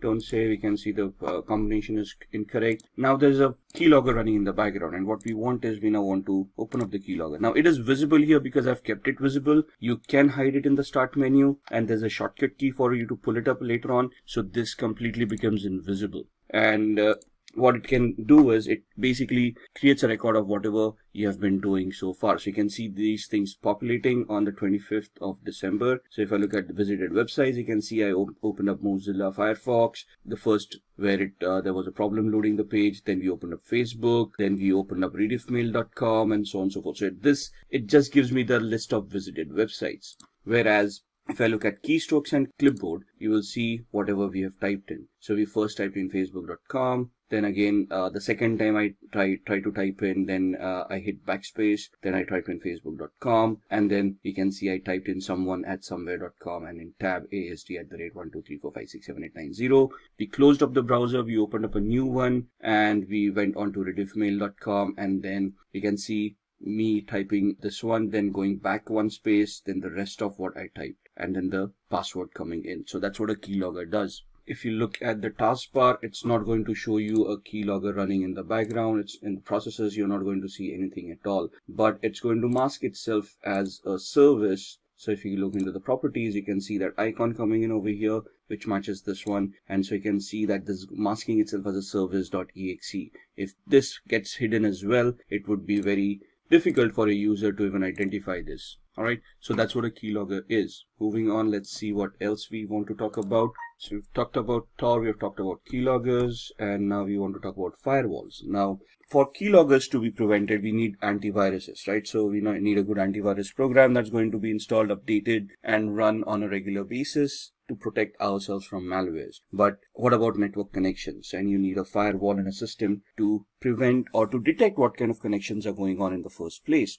Now, we cannot rely on software 100%. So even if a firewall is not configured properly, that's going to be a problem. So what we need to do is we have to have a firewall, configure it correctly, and then allow and disallow certain activity from happening. And what we're going to do is, I've got such a system on my machine here. I use a software called Glasswire. What it does is it is a network analyzer. So it allows me to analyze whatever is going on. You can see all the apps that I'm utilizing and how much upload and download they have been doing, all the traffic. So you can see the protocols that I'm utilizing. So I come to know what's going on in the background. And this gives me the entire graph of how much I have been doing for the past 24 hours, past 3 hours, past 5 minutes, and so on and so forth. Right, so this is what the activities, and these are the alerts that it has been generating. I can click on those alerts and it will start telling me what it was all about. If the graph doesn't work for me, it gives me usage as well. So how much I have utilized since I've installed this software, right? And what applications have been utilized, which hosts have been connected to, and the traffic type that was utilized. And then the things on my network. So these are the devices that I have currently on my network that have been identified. And then comes the firewall. So on the firewall is clicked on. You see all those services that have been identified, and you can just click on a particular service to lock that service. So this becomes a discovery tool, identifies whatever networking is going on, gives me all that information, and then I can look at and I can just click on any of these services that I find it as malicious and block them. I can create different profiles for different applications as and when I want them. And these are the alerts. So you can see that this was the first time a network connection was looked at from VMware. And what this allows me to do is whenever I execute a file, it can upload it to virustotal.com and scan it as a third-party antivirus to ensure that there is nothing malicious on it. So I already have an antivirus over here, but if this ever gets compromised, I still can rely on a third-party service where in real time when I execute my applications, they would be verified and I would be assured that nothing is wrong with my system. And this software that I'm utilizing, Glasswire Basic, is free, and then there are paid versions as well. It's just glasswire.com is where you're going to find this. Moving on, Rootkit. Rootkits are also malicious softwares that you allow an unauthorized user to have access to a computer to restrict areas of its software. Now, a rootkit in its sense is a malicious software that infects a machine and prevents some functionality from it, like hiding data or preventing users from running antiviruses. And it's basically a malicious software that is used to hide information from the victim so that they would not realize that they have actually been compromised. It's going to be a difficult showing of a rootkit, so I cannot show that demo to you. So we're just going to move on, and we are going to talk about ethical hacking techniques now. Now, when we say ethical hacking techniques, we want to look at what kind of audits are available when we want to do ethical hacking. So there's a black box audit, a white box audit, and a gray box audit. So if I'm invited in an organization to conduct a test, to conduct a audit, to conduct a vulnerability assessment or a penetration test, to identify vulnerabilities and then try to plug them out, they are going to give me 3 different variations. In a black box audit, they're not going to tell me about the infrastructure. They're not going to give me any information. And they want me to start from the basics of gathering information, identifying the systems, and based on the information that I gather, whether I'm able to develop any hacks and compromise their infrastructure. So it will be a simulation of a hacker who's sitting outside the organization and trying to find a way in. Whereas a white box audit is where full infrastructure knowledge is given, anything and everything that is required for an audit is given. And this is a simulation of an insider attack, a person sitting inside the organization misusing their permissions and then trying to compromise, trying to get access to data that they do not have access to. So the simulation is from a malicious insider. A gray box is where some partial knowledge is available, and from that partial knowledge, you're going to try to build up more information, and then you're going to try to get access to those resources. What are the tools that we utilize? So we've already had a couple of demos on keyloggers, SQL injection, SQL map, and so on and so forth. Metasploit is a very much used tool for penetration testing, and having knowledge on Metasploit is very much necessary as far as ethical hacking is concerned. Nmap, this is a tool used for network discovery. Nessus, a vulnerability scanner. Wireshark is a packet capturer that allows you to capture packets and analyze whatever is going on. SQL map is something that we have seen, a SQL injection attack tool which generates its own queries. And John the Ripper is a password cracking tool. Backtrack used to be an operating system that was utilized for penetration testing. However, Backtrack has now been replaced by something called Kali Linux, and that's the operating system that we have utilized in all our demos where we try to look at SQL map and those injection attacks that we did. So what are the areas of ethical hacking? We have just talked about all these areas as well. Network services, we looked at the Glasswire application that showed us how my machine is consuming networks, which protocols are being consumed, how the connections are being created. If somebody is able to install a Trojan on my machine, it is going to try to create a new connection on the network with the hacker to allow that hacker a backdoor access. Now, if I have that Glasswire or a similar firewall implemented, it is this firewall that is going to detect it and prevent that connection from happening. So if I install a software that is suddenly suspicious or that installs something else in the background that I may not be aware of, that tool is going to identify all the connections that are being made and it is going to highlight that connection. I need to go through all of those connections and identify whether they are legit or not. And if I find some suspicious or doubtful, I'm going to block that connection and then I'm going to investigate what's going on. And that's where ethical hacking comes into the picture. You want to find out if your firewall that you have implemented is going to work correctly or not. If the configuration of the firewall is done properly, or if the firewall is misconfigured, is it leaking out information, right? At the same time, you're looking at web applications. We looked at the OWASP broken web application where we did some SQL injection attacks. right? So that was a weakness or a vulnerability in that application, which would allow us to bypass authentication and get access to resources that we were not authorized for. And then client-side attacks would be where you install keylogger at the end of the client system, and then you try to capture whatever data the user is typing in, like usernames and passwords on the Facebook and the rediffmail.com website that we saw, and then try to misuse that information to get access to those resources. Then Wi-Fi networks, right? Wi-Fi is something that we use on a regular basis. We got our smart devices nowadays, smartphones, tablets, phablets, that we can connect to Wi-Fi and start using all our services, our banking applications on our smartphones. And thus we want to ensure that wireless connectivity is simple and is secured. So you want to use encryption mechanisms, you want to use tools on your smartphones, antiviruses, firewalls on your smartphones to ensure that whatever you are utilizing is going to remain secure. And then social engineering, we've looked at the phishing website on facebook.com. We've seen how easy it is to clone websites and host them on Apache server. So if you look at it as from an ethical hacker's perspective, the job of an ethical hacker is to simulate these kind of attacks that a hacker may conduct. And first of all, you're basically going to find out areas where these attacks can happen. Think of it from a hacker's perspective. Try to simulate those attacks and see if those attacks are going to be effective. Can those attacks be prevented? And can your current security controls that you have put in place identify, detect, and prevent these attacks from happening in the first place? And that is what ethical hacking is all about. Let's look at the Metasploit attack. Metasploit is a framework of penetration testing that makes hacking very simple. You just need to know how to utilize the tool. You need to identify the vulnerability associated with a particular exploit and then run the exploit on Metasploit. We'll be demoing this during the practical. So there are active exploits and passive exploits. In active exploits, a specific computer runs until execution and then exits, uses brute force and exits when an error occurs. In a passive exploit, these exploits wait for incoming requests and exploit them as soon as they connect. They can also be used in conjunction with emails and web browsers. So in passive exploits, we create a payload, like a reverse connection payload. We send it to the victim. Once the victim installs that software, the machine will then initiate a connection to us. Our machine will be in a listen mode, and then we will, once the software is executed at their end, we would then try to connect and exploit that particular vulnerability. This is the practical that we'll be doing on Metasploit. So let's move on with the demos, and then we'll see what we can discuss amongst them. All right, let's have a look at some of the demos that we had talked about in the ethical hacking and penetration testing module. We are going to look at 3 different demos. The first one is going to be a SQL injection attack that we are going to perform on this tool that we have. The second one is a password cracking attack on Windows 7. And the third one is a MetaBreeder based or a Metasploit based shell shock attack on a Linux based web server. So let's get cracking.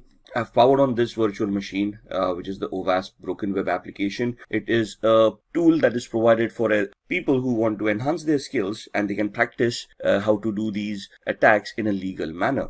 So we are going to go to this site. I'm just going to open up my browser. The IP address is 71.132, and that's the OWASP Broken Web application that we want to utilize. We are going to head off to Mutility 2. And we are going to look at a SQL injection attack where we want to bypass authentication. Now this takes us to the login screen. So we can just try our luck here and see that the authentication mechanism works. The account does not exist. So the username and password that we have supplied is not the correct one. So we want to ensure that there's a SQL database, and we can try to attack it and see if we can bypass the authentication. Now, what we want to do is we want to create a SQL based malformed query that can give us a different output. So I'm just going to type in a single quote over here and type login, and you can see that this is now suddenly recognized as a operator, and there's an error that is given out compared to the login that we tried earlier. When we used a proper text-based login mechanism, it gave us the account does not exist, but here the single quote gave us an error,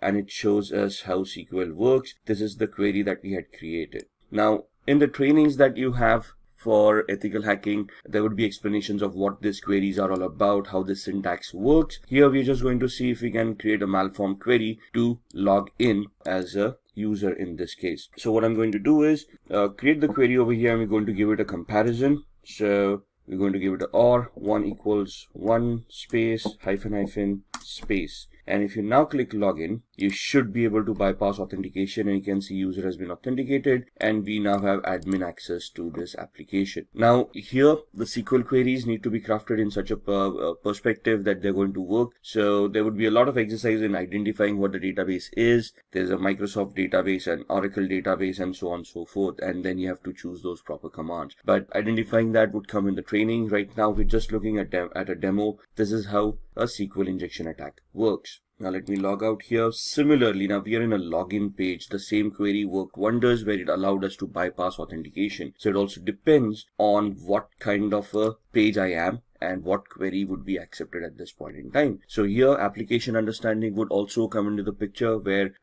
which function we are calling upon when we are connected to a particular page. Now this is a user lookup function, right? So again here we try the same method, test. That's not going to work. Authentication error, bad user or password. And if we type in the same query over here, single quote or, and give it a condition, single quote or 1 equals 1 space hyphen space. Now here it is not going to log us in because this is not a login page. This is a user lookup form. So here it would instead give us a dump of all the databases that it has. So you can see all the usernames and passwords coming in that are stored in the user lookup field. So this is where the understanding comes in of which query to create at what page, depending upon the function that is being called, right? So that's the SQL injection attack that we wanted to look at. Let's move on to password cracking. Now this is a Windows 7 machine that we have. I'm just going to do a very basic password cracking example. We're just going to log in. Now here the assumption is that we are able to log in. We have access to a computer and we want to check out other users who are using this computer and see if we can find out their passwords, so that we can log in as a different user, steal data if required, and we wouldn't be to blame if there are any logs that are created. So here we've got a tool called Enable that is installed right here. Now I'm already an administrator on this machine. I'm checking out other administrators who share the same privileges, or any other user who may be on this system whose password I can crack, and thus I would be able to get access through their account and then do any malicious activity, right? So this allows me to go into a cracker tool, and it allows me to enumerate this machine and identify all the users and passwords that are there in this particular machine, right? So I'm just going to click on the plus sign and I'm going to import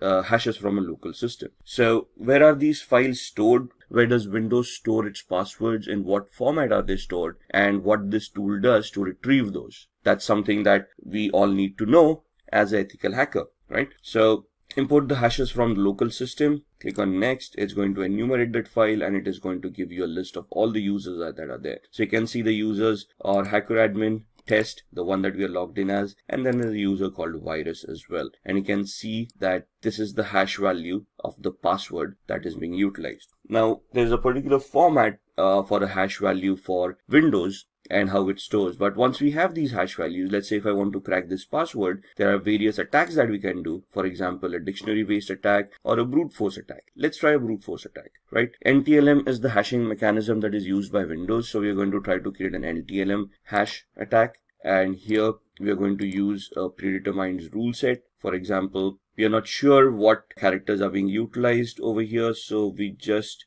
create an attack like this using all characters and lowercase a through z, uppercase a through z, numeric 0 through 9, and all the special characters. Let's say the password is between 7 and 16 characters. And this is the character set that we want to try the brute force attack on. What is a brute force attack? It is an attack where the computer is going to try each and every permutation and combination out of this character set and try to figure out if the password is going to be correct. So if we click start, it's going to start with a particular characters, and then it is going to identify if that NTLM hash is going to work against this character.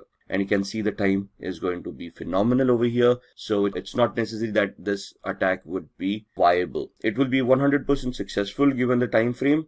However, the time frame is huge enough for this attack to become a little bit redundant. There are other attacks that we can do which can easily identify this data for us as well, but that is something that we will look on in future videos. So that's how we can get access to users and passwords. There are different mechanisms where, let's say, we don't have login access. Then what are we going to do? How we can create a fake user, login, or how we can remotely access a machine and then try to get the same access. And that is what we are going to try to do in the next demo on a Linux machine. So what we are doing in a Linux machine could also be doable on the Windows machine with a different exploit. So what I'm going to do is, this is the Linux web server that I have that I'm going to power on. I'm going to use a Kali Linux machine to hack that device, and I'm going to just power off my Windows 7 machine. Give it a minute till it boots up. Now this is also a demo machine that we have, which has its own pre-configured vulnerabilities. So here we've got something from the pen testers lab and has a shell shock vulnerability implemented inside. Shell shock vulnerability affects Linux, Mac, and Unix based operating systems for a particular version of the bash shell. Bash is the born again shell, which is the command line interface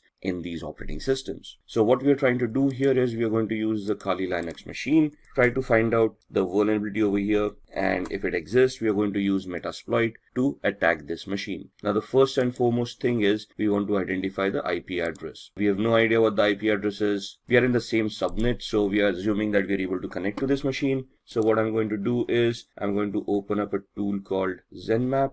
I'm going to open up a command line interface, find out what my IP address is, and my IP address is this with a subnet mask of 255.255.255.0. So I want to see if there are any other machines that are live in the same subnet, and we are doing a ping sweep over here to identify which machines are live. In a minute we'll get all the IP addresses. 71.1, 2, 133, 254, and 128. We know that we are 128 at this point in time. 254 is the DHCP server. So we are assuming that 133 is the machine that we want to look at. And let's then try to see if we can scan that machine. 133, and we're going to do an intent scan to find out which ports are open, what services are running over there, and if it is whether the pentest machine that we were looking for. You can see off the start port 22 and port 80, and somewhere here it's going to give us the ports that are open and the details about those ports, and somewhere here it will tell us that this is the pentester lab machine that we wanted, which is correct. So now we want to do a vulnerability analysis on this. What we are going to do is I'm going to use another GUI based tool called Sparta, which I can just find out from here. Sparta uses two tools in the background, Nmap tool and a tool called Nikto. So we're just going to start scanning. 192.168.71.133 was the IP address. Add to scope, and over a period of time you can see all of these will start populating with information. There we are. That's the Nikto tool coming in, scanning on port 80, which means that it's a web server using HTTP. It tells us it's an Apache HTTPD 2.2.21, and gives us the 22 port number as well. If we head over to the tab of Nikto, or let's look at the screenshot first. This is what the website would be looking like, and Nikto gives us the options over here. It tells us that there is a vulnerability over here for shell shock, and this is the path where the vulnerability is going to exist. So what we are going to do, we go back to the command line, we open up a new one, minimize all these other windows, and we are going to open up Metasploit. Metasploit is a penetration testing tool that is used by most hackers and ethical hackers to test applications and test existing exploits and vulnerabilities. So just give it a minute till it starts. You can see there are already around 1700 exploits right here. We are going to see all those exploits with these commands. There we are, sorry for the typo. And it will just give us a list of all the exploits that are stored in Metasploit in this version. So all of these are Windows based. If we scroll up, we will be looking at other vulnerabilities as well, or exploits, the Unix based exploits, Linux, OS X, multi-exploits. And we are looking for an exploit for multi-based Apache or HTTP. Let's go up, let's look at, so this is the one that we're looking for, Apache mod CGI bash environmental executable. So what we're going to do is we're just going to copy it, go back to the bottom, say use exploit, and paste the one that we wanted. Press enter, say show options. So it will ask us to configure this. I'm just going to configure it based on the knowledge that we have. Set our host, which is the remote host, the victim's machine. So we put in the IP address.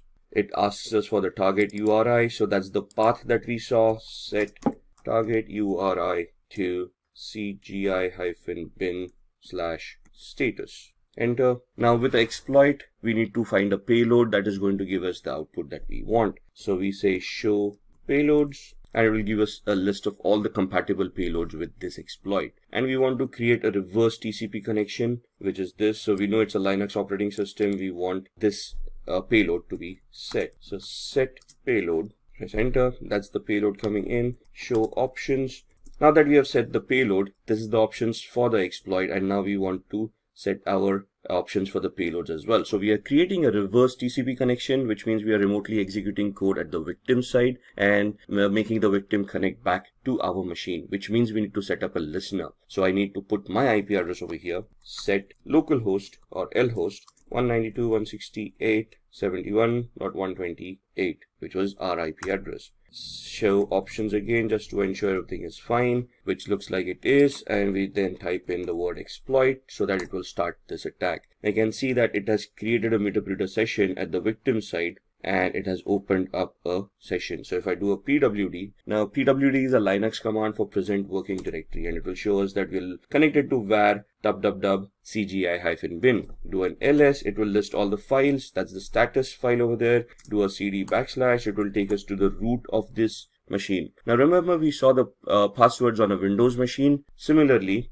we can head over to the cd etc folder, ls, and you can see these files, psswd and shadow. Now psswd is the file where Linux stores its usernames, and shadow is the file where passwords are shown. So do a cat command, psswd, and you can see these users coming up. So you can see the last user, PenTest Lab, and you can see there are no passwords. So let's do a cat shadow, and that's your hash value for the password that we have for the user PenTest Lab. So these are the different attacks that we need to understand and we need to create based on the vulnerabilities that exist on different machines. So if we just look at Windows and Linux and how we can exploit them depending on existing vulnerabilities. As an ethical hacker, this is what we need to learn in our trainings, and then we need to clear our exams based on this knowledge of how these things work, so that we get certified and then we can position ourselves for the penetration testing jobs. Now let's begin with who is a certified ethical hacker.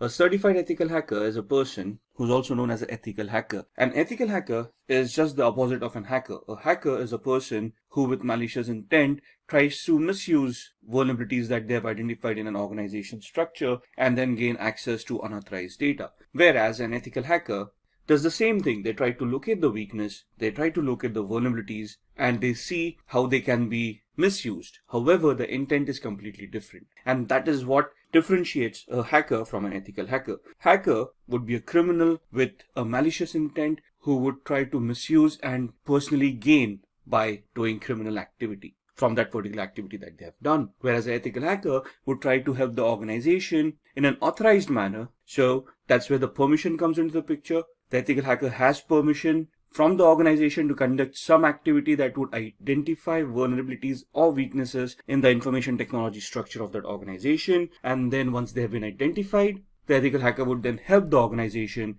to plug those vulnerabilities rather than misuse those vulnerabilities. So any person who completes CEH version 10 certification is known as a certified ethical hacker. So this is a certification. Once you complete that, once you pass the exams, you can essentially call yourself as a certified ethical hacker, and you're going to get a certificate with the same terminology. So as you can see in the diagram, your responsibility would be as a certified ethical hacker would be with the proper permission of the organization. With the authorization coming in, with contracts coming in, you would legally help the organization to identify those weaknesses and vulnerabilities. And once you find them, you're going to report them to the organization, and you're going to help the organization with remediation plan, which would help them remediate, mitigate, and resolve the vulnerabilities that you have identified, thus making the organization's security structure a lot better, based on which black hat hackers or malicious hackers would be unable to attack the organization. So what is CEH version 10? Now this course was initially introduced in September 2015, and I think if you look at the versioning, this is the 10th version that is there in the market. So essentially CEH, or the Certified Ethical Hacking course, as the course itself, has been for a long time in the industry. It's a very well accepted course, and it's a well-renowned course. The current version as it is was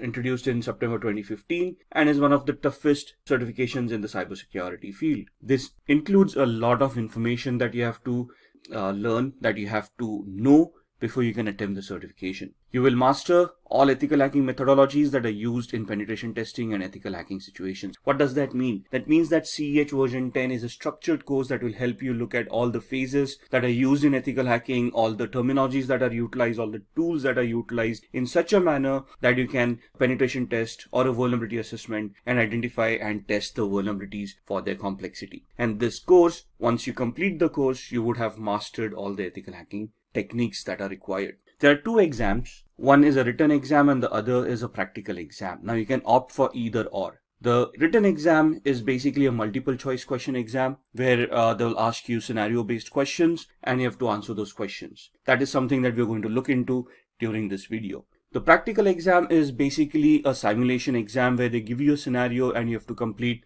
those tests and prove that you are a good ethical hacker.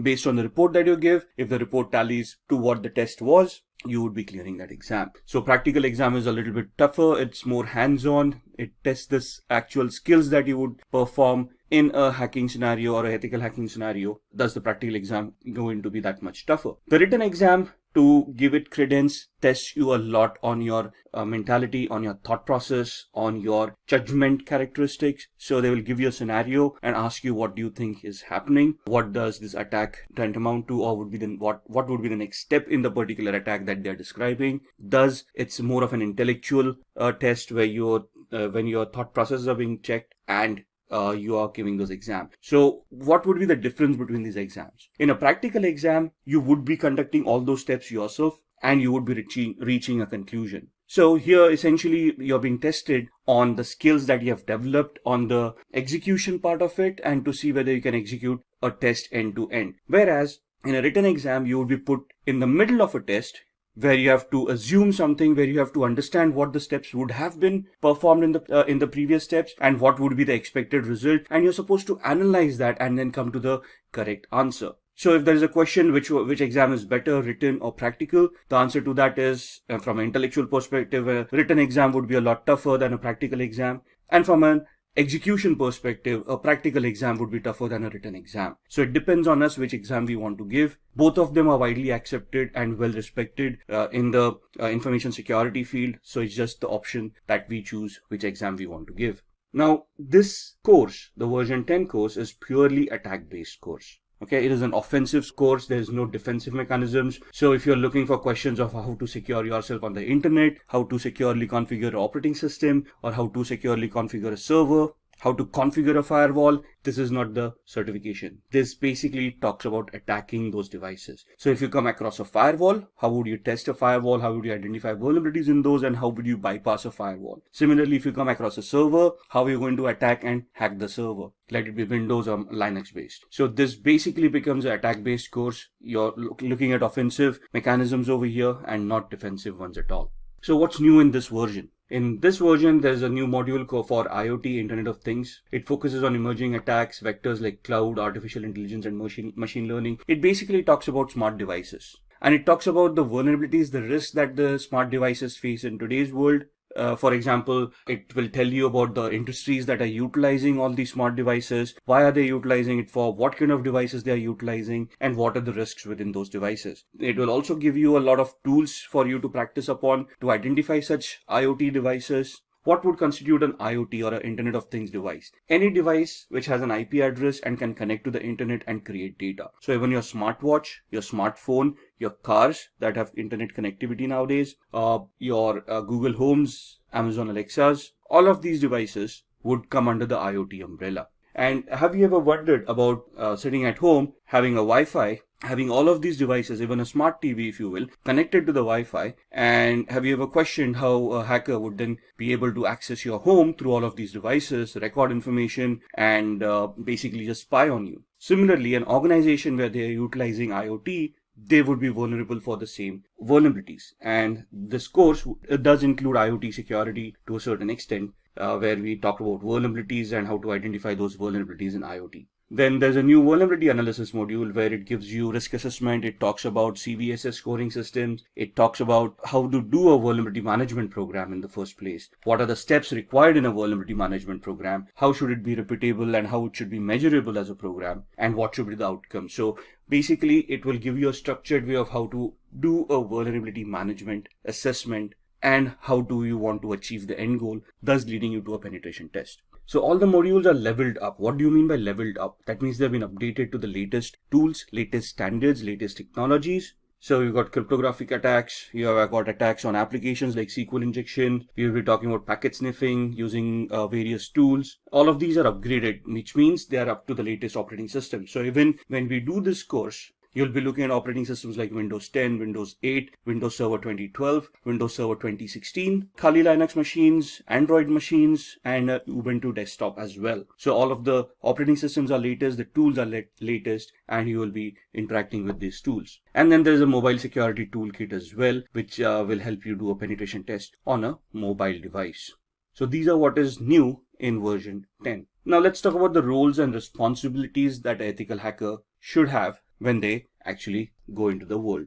Now, what are the responsibilities, roles, what are the capabilities that we should have? That we should be able to look at scripts that would test for vulnerability. So for example, a SQL injection attack, it's a script-based attack. Let's say a cross-site scripting attack, that is again going to be a script-based attack. So we maybe we want to go ahead a little bit, look at Windows systems and do a PowerShell attack and know about PowerShell scripting a little bit. If you look at Linux Windows, there's a bash shell where there is bash scripting and you'll want to learn that scripting as well. Now the course doesn't include all these scripting languages. It does help you understand what these scripting languages are, and it does have some basic introduction to how these languages can be utilized to create those scripts. Then we also want to develop tools to increase security. You want to look at those commands that are utilized on all operating systems. You want to look at the capabilities of the operating systems, of how to create security parameters and ensure the operating systems and applications devices are secure. You should be able to perform risk assessment. Now, when you say risk assessment is the likelihood of an attack being actually executed on an organization based on the threats and the vulnerabilities that we have identified. So risk assessment is something that you find out a vulnerability and then you try to figure out in a hypothetical manner of what is the likelihood of that vulnerability being exploited by a hacker if they find that vulnerability. And if they do execute that, what is the impact that is going to happen on the organization and what is the penalties or the repercussions that the organization is going to face if that vulnerability is exploited. That's what a risk assessment is. Then we should also be able to develop security policies or set up security policies and implement them to ensure that the security mechanisms are standardized and are consistent. And then we should also look at training staff for network security to ensure that they are aware of these vulnerabilities and they know what their responsibilities are to maintain some semblance of security in the organization. So why do we want to become a certified ethical hacker? Now, since you're watching this video, it's easy to assume that we all are interested in security, we all are interested in hacking, but hacking is not a real job. For us to get a job in the industry on a security parameter or information security parameter, we want to become a certified ethical hacker. So if you look at the popular hacking cases that have happened, in 1990s, there was a national crackdown on criminals. Microsoft NT operating system was hacked. Now, this was back in the 90s when security wasn't that much evolved. And there were a lot of attacks back then that crippled infrastructure, that crippled banks, when they started realizing that computing isn't as easy as it seems. Of course, if you use a computer, the functionality is always there. But if the functionality is not properly configured, you're just exposing yourself to cyber criminals where they're going to steal information and your organization may just go bankrupt because of that. In 2013, an example, Adobe reported 2.9 million accounts as stolen. In 2016, Kaspersky, which is an internet security firm, announced that there were 758 million malicious attacks that occurred worldwide. Imagine that, 758 million malicious attacks that were identified and reported. In 2018, Facebook reported a loss of 30 million to accounts that were stolen. 2018 again, Quora reported 100 million customer accounts being stolen. And in 2018 again, Marriott 500 million travelers' accounts stolen and manipulated. Now, when you say accounts were stolen, how does it affect the organizations? Now, first and foremost, if those accounts were stolen, that means usernames and passwords were cracked, and those accounts may have contained credit card information or may have contained some personal information that would identify the person and thus make them gullible for a social engineering attack or an identity theft attack. So it has a cascading effect. If I would have been affected, or you would have been affected with these attacks, the repercussions would have been catastrophic. Your credit card information being stolen, that means somebody else would have misused it, and you would have seen a huge bill come your way. Now, you can go back to the bank and dispute that, but that's again a dispute that you're trying to have with the bank for something that you didn't do, which requires a lot of energy and a lot of time. And at the end of it, somebody has to pay for that particular loss. Now, in this scenario, the bank would have had to bear the loss, but then that's a loss for the bank, and bank doesn't want to do that. And that's where they would try to hire certified ethical hackers who would try to test these vulnerabilities and plug them in so that the end consumer is also secured, the bank is also secured, right? In this case, Marriott, there were 500 million travelers' accounts that were stolen. A lot of credit card information was leaked out. Email accounts were hacked and compromised, and thus there was a lot of repercussion that happened. Now, the thing is that there are also laws that these organizations need to adhere to that tell the organizations how to keep their information secure, and also have penalties in place if the organization gets hacked. And the penalties are pretty severe. So organizations do not want to get hacked or do not want to get compromised, not only from the customer's perspective, where they would be losing customers, losing reputations, and then thus facing losses, but also from a legislative perspective, where they would have to pay fines to the government for the frauds that have happened. So these are some of the popular hacking cases that have cost these organizations quite a lot of money, and thus they have a lot of security in mind. If you look at the news, in BBC News, there was something reported from a French police that there was a virus that infected more than 850,000 computers worldwide. Now, on the similar lines, if you remember ransomwares, and if you look at WannaCry that happened in 2018 or 2017, it also cost the world $4 billion in losses during that just one small month of its infection. Then Google basically disclosed that a large-scale hacking effort was targeted at Apple devices. And this has been, it has reported that there was a sustained effort to hack iPhones over a period of at least 2 years, which means that there's a specific target towards Apple consumers, and they are at a higher risk of getting hacked than others. Then the Texas government organizations hit by ransomware attack. So hackers have infected 23 organizations connected to local government in the US state of Texas with ransomware. That means that their databases have been encrypted. The government themselves do not have access to that database. The databases could have been compromised by the hackers. And that means that whatever services were being provided to the users based on that database may no longer be available to the end users because of the ransomware.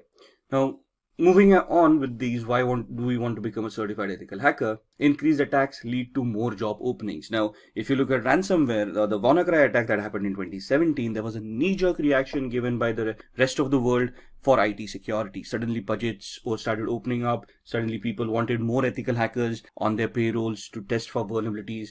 In UK and Europe, we have GDPR, which is again another law that imposes severe penalties on organizations that get hacked and for not having proper security and a vulnerability assessment and penetration testing program in place. So that leads to a lot of job requirements as well, where organizations look at people with this special skill set to help them mitigate the vulnerabilities, to safeguard them and their customers from hackers, and also from penalties from law enforcement and governments. So thus the demand keeps on increasing for ethical hackers, which automatically means that the salaries are going to increase as well. So more the demand, lesser the supply, higher the salaries. That's plain economics. Then challenge hacker with malicious intent. So from an ethical hacker's perspective, it is our duty to safeguard an organization, which means that we'll be pitched against hackers, and we have to ensure that those hackers would be challenged to the maximum limit before they even try to get access to any of the resources that we are trying to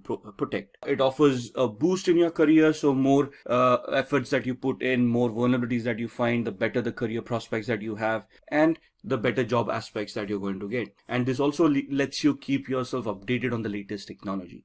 as the technology progresses, as we evolve on technology, security will also evolve, and the ethical hacker would need to keep themselves updated on these technologies. So this is what is a plus point to become a certified ethical hacker. So why do we want to get the certification, and what would it mean by being a CEH certified individual?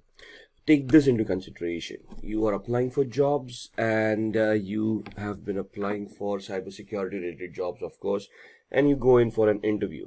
In the interview, you are asked quite a few questions, and they will be testing you on cybersecurity concepts. So they will be asking you a lot of technical questions about cybersecurity, about information security, and any other related topic. So let's say in a few minutes into the interview, there are some concepts that you have not brushed your skills upon, and they ask you about certifications.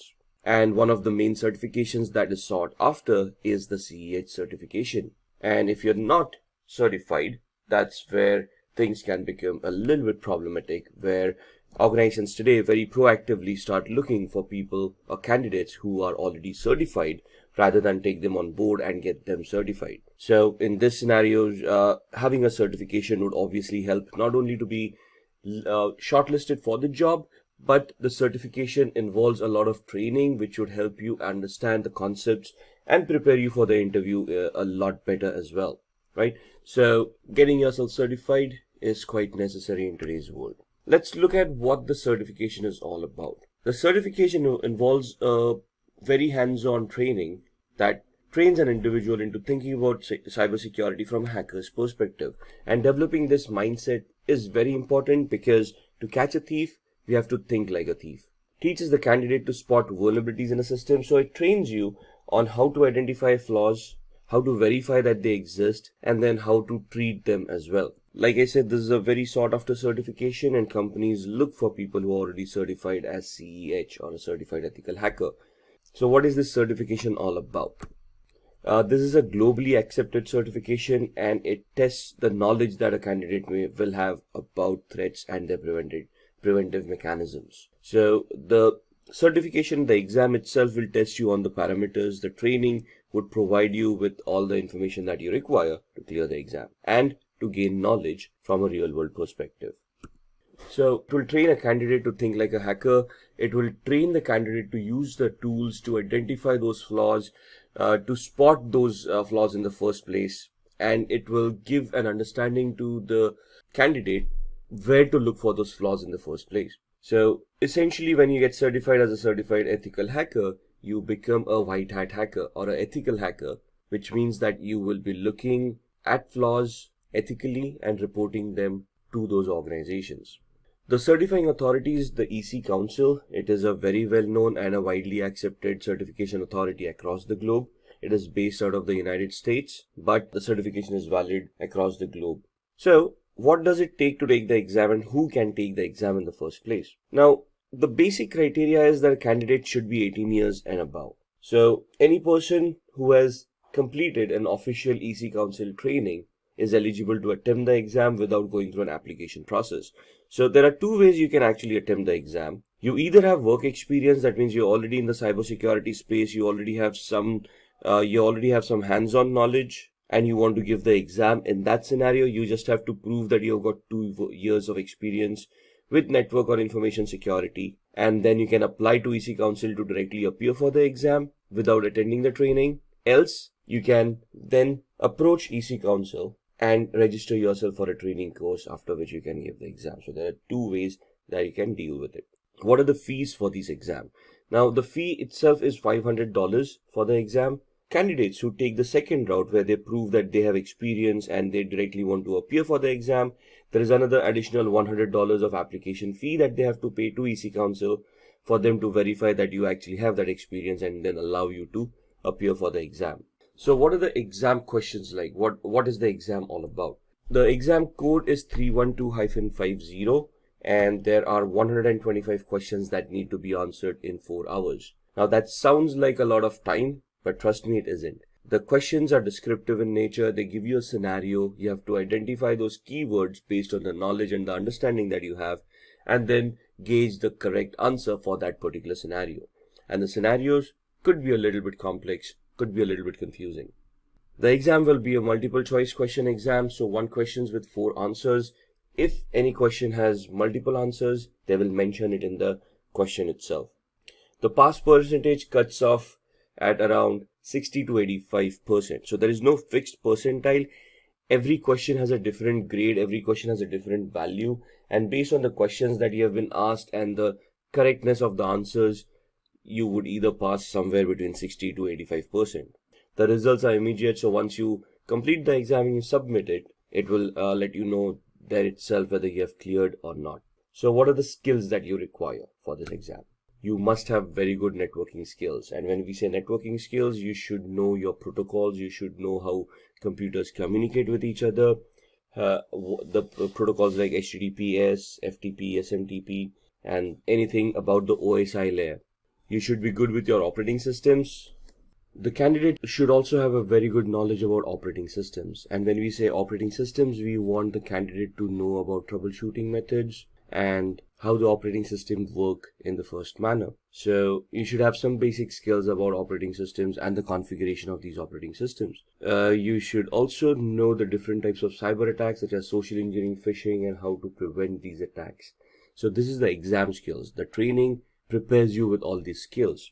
The candidate must be able to hack into an organization system with permission and erase all digital evidences. So the training itself will get you accustomed with all the hacking phases, how a hack is constructed, how a hack is made more effective, and how the hack evolves, and later on how you can delete all the evidences of the hack that has happened. So for the exam, you should have, or you should be very good with your networking skills, understanding protocols and how they work, configuring operating systems and troubleshooting them. You should be able to classify different cyber attacks and know how to launch them as well. And you should be able to hack into devices and erase all digital evidences that may have happened. Password cracking and cryptography is also a very much required skill to clear the exam.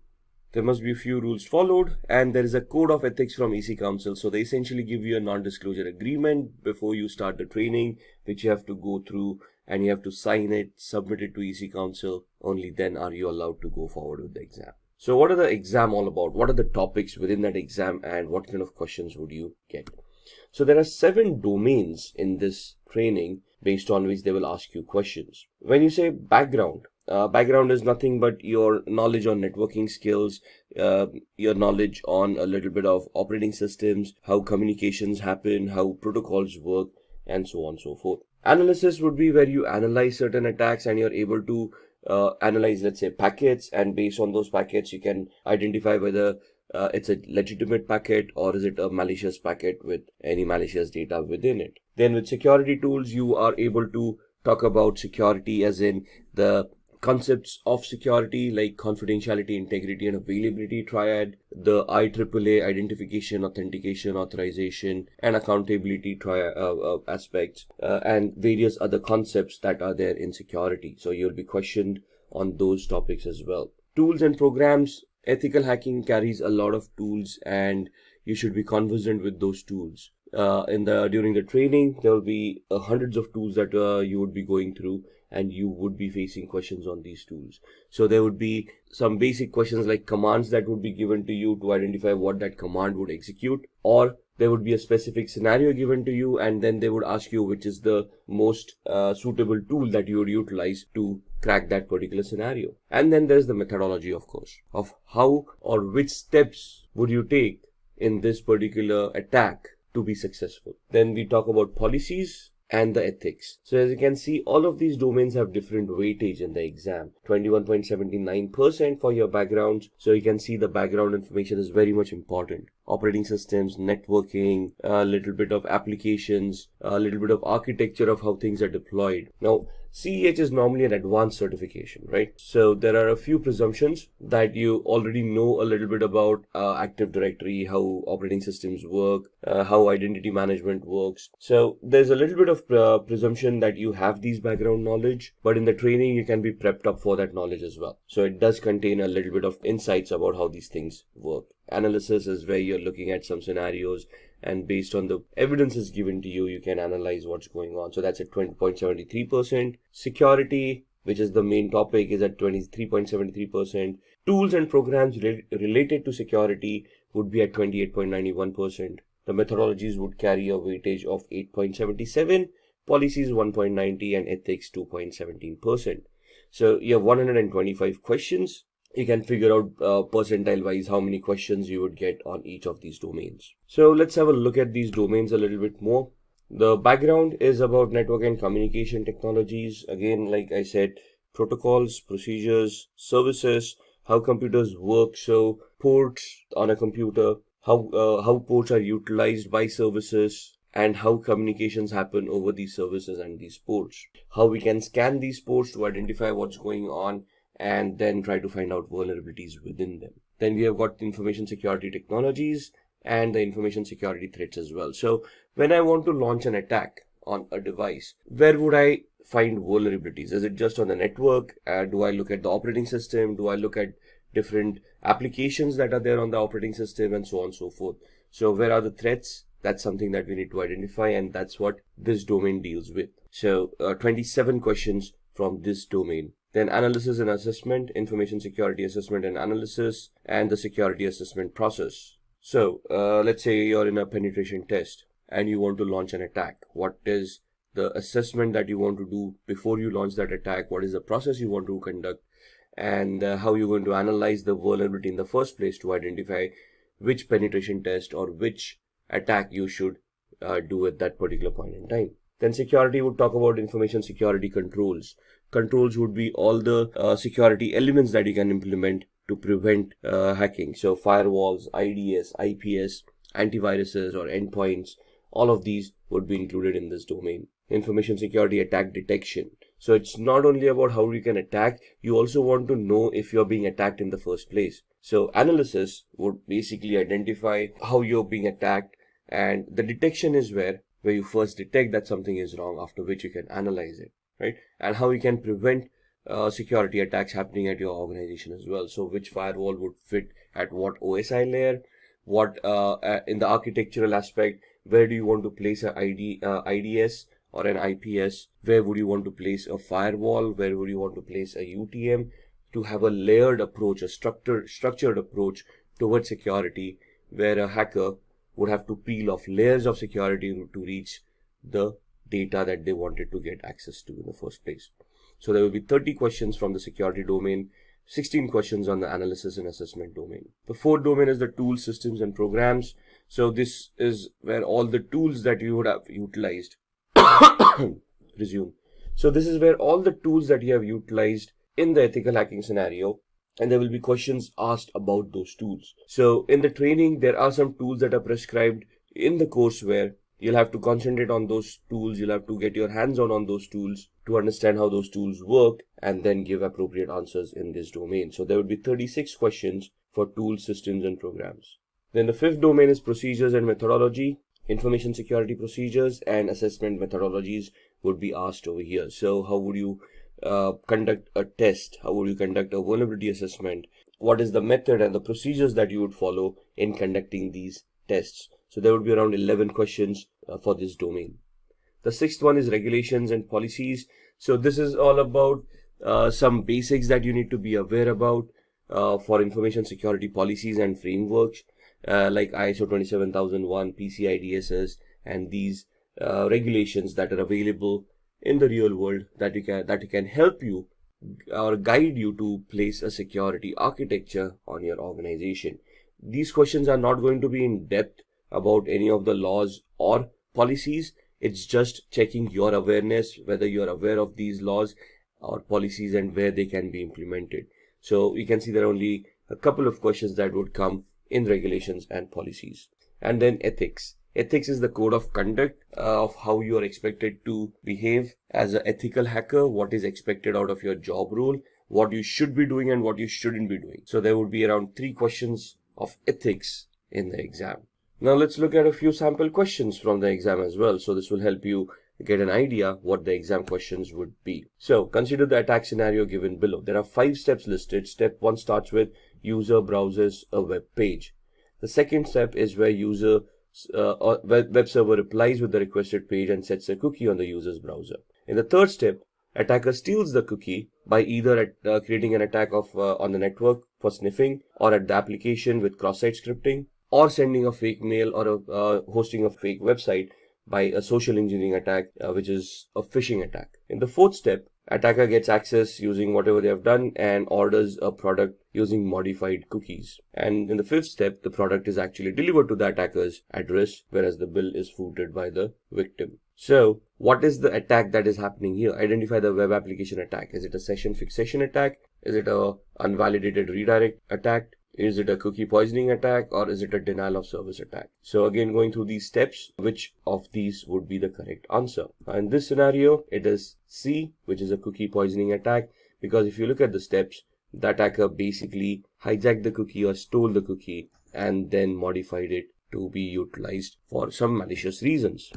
Second question, which one of the following scanning techniques do attackers use to bypass firewall rules, logging mechanisms, and also hide themselves as usual network traffic? A. Stealth scanning technique, B. TCP connect scanning technique, C. Maintaining access, or D. FIN scanning technique. Now here, as you can understand, we need to know what these techniques are, right? So what does a FIN scan mean? What is maintaining access? What is TCP connect? What does TCP mean? TCP is transmission control protocol. How does it work? So when you connect using TCP, what is actually happening in the backend? That is what the knowledge is all about. And in here, the correct answer is A, stealth scanning technique. So what do we mean by stealth? How can we achieve that? Which tools help us achieve that? That is what we want to gain an understanding in before we can attempt the exam. Question 3. Which of the following Wi-Fi chalking method refers to drawing symbols in public places to advertise open Wi-Fi networks? War walking, war flying, war chalking, or war driving? Now, here we need to know first that there is something known as Wi-Fi chalking, right? And there are some symbols that are utilized globally, and they are recognized globally. They're standardized, by the way. And these symbols represent some type of Wi-Fi networks. For example, open Wi-Fi, which means you can freely connect to the Wi-Fi, or paid Wi-Fi, where you have to pay before you can connect to the Wi-Fi, or once you get connected, you're first to have to make a payment, only then the internet would be activated, right? So for different Wi-Fi mechanisms, there are different options that can be utilized, and the question is, which of the Wi-Fi chalking method refers to drawing these symbols in public places to advertise open Wi-Fi? So in this, the answer is war chalking. Now the question here itself is a little bit, so here the question itself is a little bit misleading, because it mentions Wi-Fi chalking in the question itself, and that would then lead us to whether war chalking is a correct answer or not. So some of the questions could be a little bit misleading.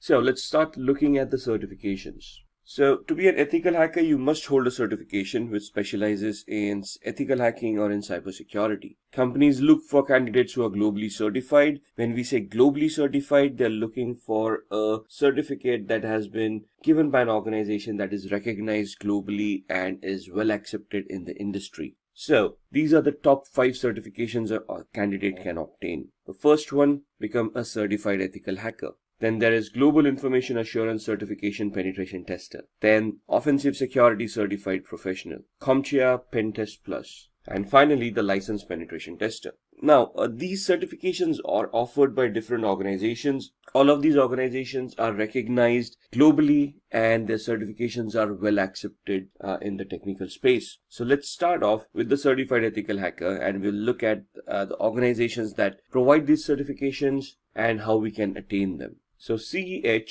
or Certified Ethical Hacker, in its current form is in its version 10. It's been revised and updated over a period of time. EC Council is the certifying authority for CEH.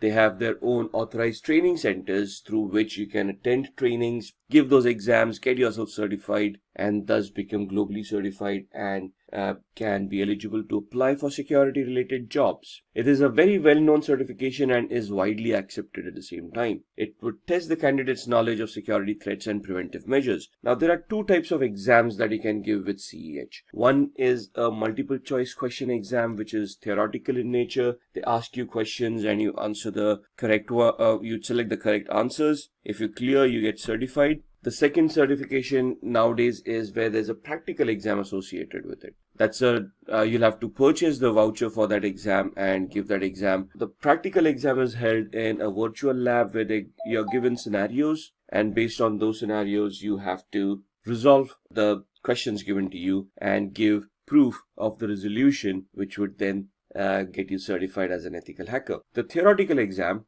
in this scenario the fees is around $500. This is for the multiple choice question exam, where you can pay the fees and you can attend through a online portal, and you can give the exam directly. The exam is 4 hours long, in which you have to answer 125 questions. Now 4 hours for 125 questions seems a long time, but it isn't. It's a very technical exam. There are scenario based questions, and it would take some time for you to analyze and understand the question and then identify the equivalent correct answer. So it's a very competitive exam, and you'll have to study really hard to clear this exam as well. The cutoff for passing varies from 60 to 85%. So there is no exact grade, and all the questions have different weightages. So depending on the questions that have been given to you and the way that you have answered them, you would pass at either 60% or you would pass when you've scored 85%. Once you are CEH certified, which is a very technical certification, you will be qualified to apply for job roles as a penetration tester or a security engineer. These are job roles where you would be responsible of ethically trying to attack applications, servers, switches, and try to find out vulnerabilities within them. The training of this certification will make you adept in most of these tools that are required. There are a lot of practicals in this training, and if you successfully completed those practicals, clearing the exam is a easy task. With the practicals comes your knowledge and would help you understand how you would be performing penetration tests in the real world. An average annual salary in the USA for a CEH certified person is around $91,000, and in India is around 4,76,000 odd rupees. The salaries would vary as far as organizations are concerned. More established organizations can afford to pay a little bit more, but these are average salaries that we have seen across the market. The next certification is the GPEN, also known as the Global Information Assurance Certification Penetration Tester. This certification looks into the different pen testing practices and methods, also focuses on the various problems and pen testing. So again, this is where you're getting certified as a penetration tester. So it's again a technical certification where your knowledge on networking, applications, and security of which will be tested. You will be trained on this, of course. So the training will include all these areas where you need to focus, identify those problems, and thus be ready for the real world scenarios. The candidate will have to understand networking concepts and operating systems such as Linux and Windows, and you should be very well aware of the TCP/IP protocols. This is true for any of the technical certifications for ethical hacking. GIAC is the certification provider. It's again a very well-renowned and well-accepted certification authority across the globe. The exam fees are $1,899. 82 to 115 questions to be answered in 3 hours. Now, why 82 to 115? It depends on the test that has been associated, and depending on how you're answering those questions, you would be given those many number of questions to begin with. But all of these need to be answered in 3 hours. 74% is the pass percentage that is required to clear this exam. The average annual salary in the USA is around $96,000, while in India it is around similar to certified ethical hacking. Then looking at the next certification from Offensive Security called the OSCP, Offensive Security Certified Professional. This is another penetration testing certification, highly technical in nature, and it is an entirely hands-on certification. The previous two certifications that we saw, we talked about CEH, where there are two different exams. You could either take the theoretical exam and give your MCQs, or you could take the practical one. Here you don't have an option. This is a practical exam.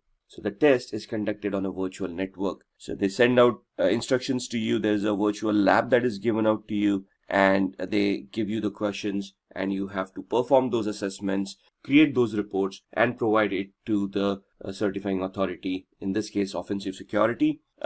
If you match their criteria of whatever you have identified in those reports, you get certified. Here, the requirements of good understanding of networking protocols, how systems function, how Kali Linux operating system functions, and the candidate must complete offensive securities penetration testing with the Kali Linux course and pass the hands-on exam. So this focuses purely on Kali Linux. Kali Linux is an operating system that is freely distributed over the internet and comes structured with around 300 plus tools used for ethical hacking. So this course totally relies on Kali Linux for you to use as a tool set for penetration testing. The certificate provider, as stated, is Offensive Security. The name of the course is OSCP, Offensive Security Certified Professional.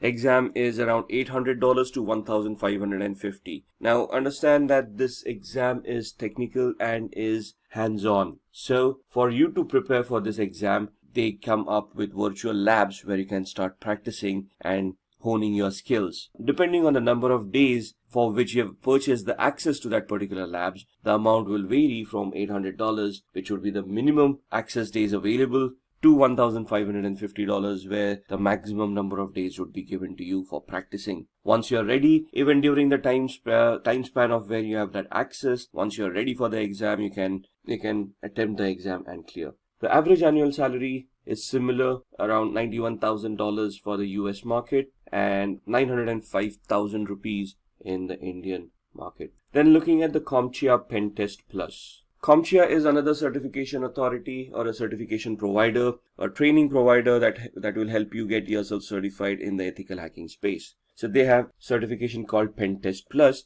which is focused towards penetration testing. So it is an intermediate level certification. It assesses the vulnerability assessment and the penetration testing skills of a candidate. Here, the training will provide you with all the essentials where it will help you identify how to do vulnerability assessments, how to identify those vulnerabilities, and then which tools to utilize for what kind of a penetration test. For the requirements, a minimum of 3 to 4 years of hands-on experience in the information security field. Also, a CompTIA Security Plus or a Network Plus or equivalent knowledge is required. So in the Network Plus, they talk about securing networks, and they help you understand the OSI layers, the TCP/IP layers, and help you understand the protocols and all of those things. So having that knowledge is an added advantage. The certificate provider is CompTIA, and the cost of the exam is around $349. Maximum number of questions is 85, and I think it's a 3-hour exam. The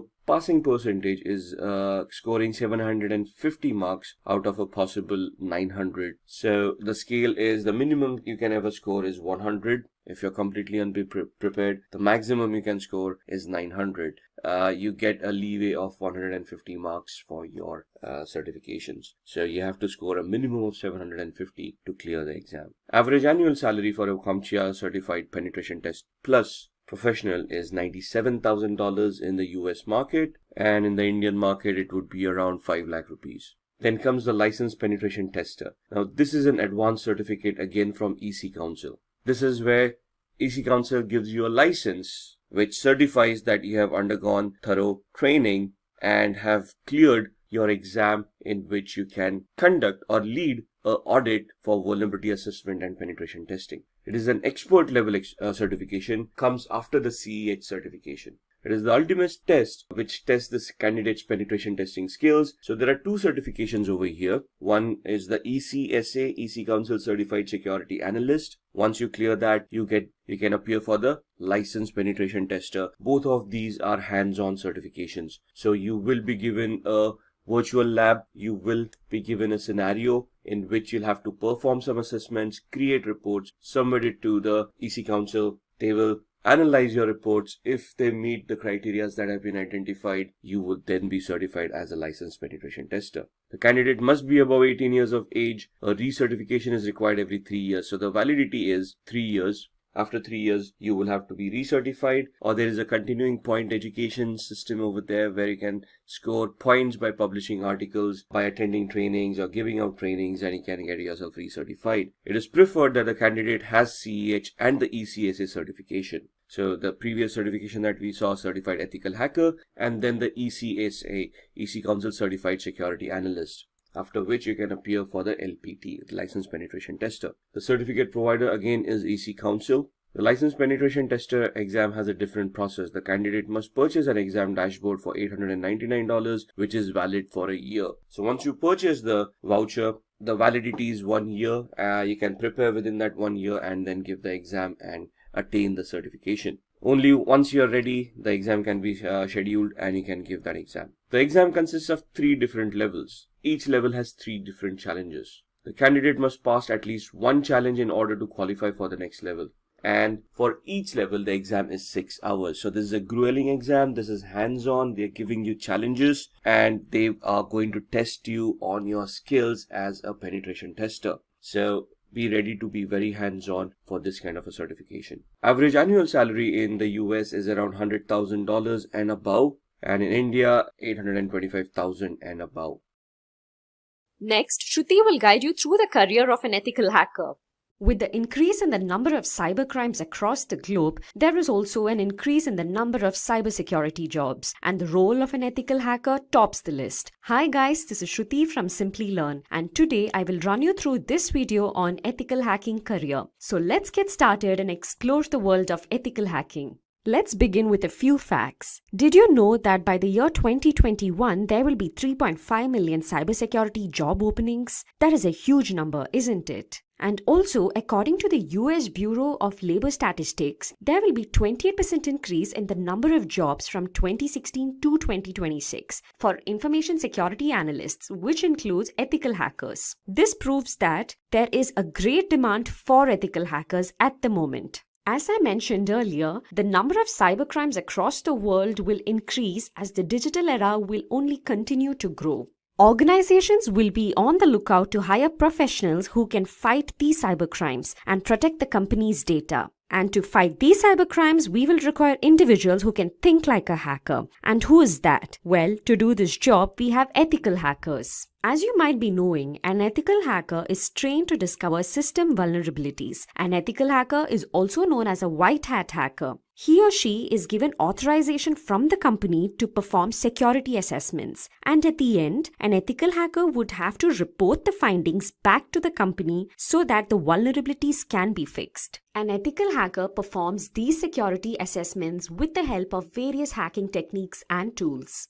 Let's now move on to our next topic, that is the steps to become an ethical hacker. You might wonder how to start your ethical hacking career, right? Well, I will take you through that step by step. Firstly, the candidate must have a computer science or an information technology bachelor's degree. It is also possible to become an ethical hacker without these degrees, but provided you have the required skill sets and experience. The next requirement to be an ethical hacker is that the candidate must have a minimum of 2 years of experience in the information security field. You have to start your career with a software or a networking job, and only then can you move on to the ethical hacking field. You have to start your career with a software or a networking job, and only then can you move into the ethical hacking field. Coming to the certifications, it is necessary for the candidate to hold various cybersecurity certifications. Certifications play a vital role in the field of cybersecurity. Your job opportunities can solely depend on these certifications. To become an ethical hacker, you can start off with the foundational level certifications such as the CCNA and CompTIA Security Plus certifications. Finally, the last step to become an ethical hacker is to clear the Certified Ethical Hacker examination. CEH certification is provided by the EC Council. It trains the candidate to protect a company's network by using the same tools and methods that a hacker would use. The CEH exam will have a duration of 4 hours with 125 number of questions.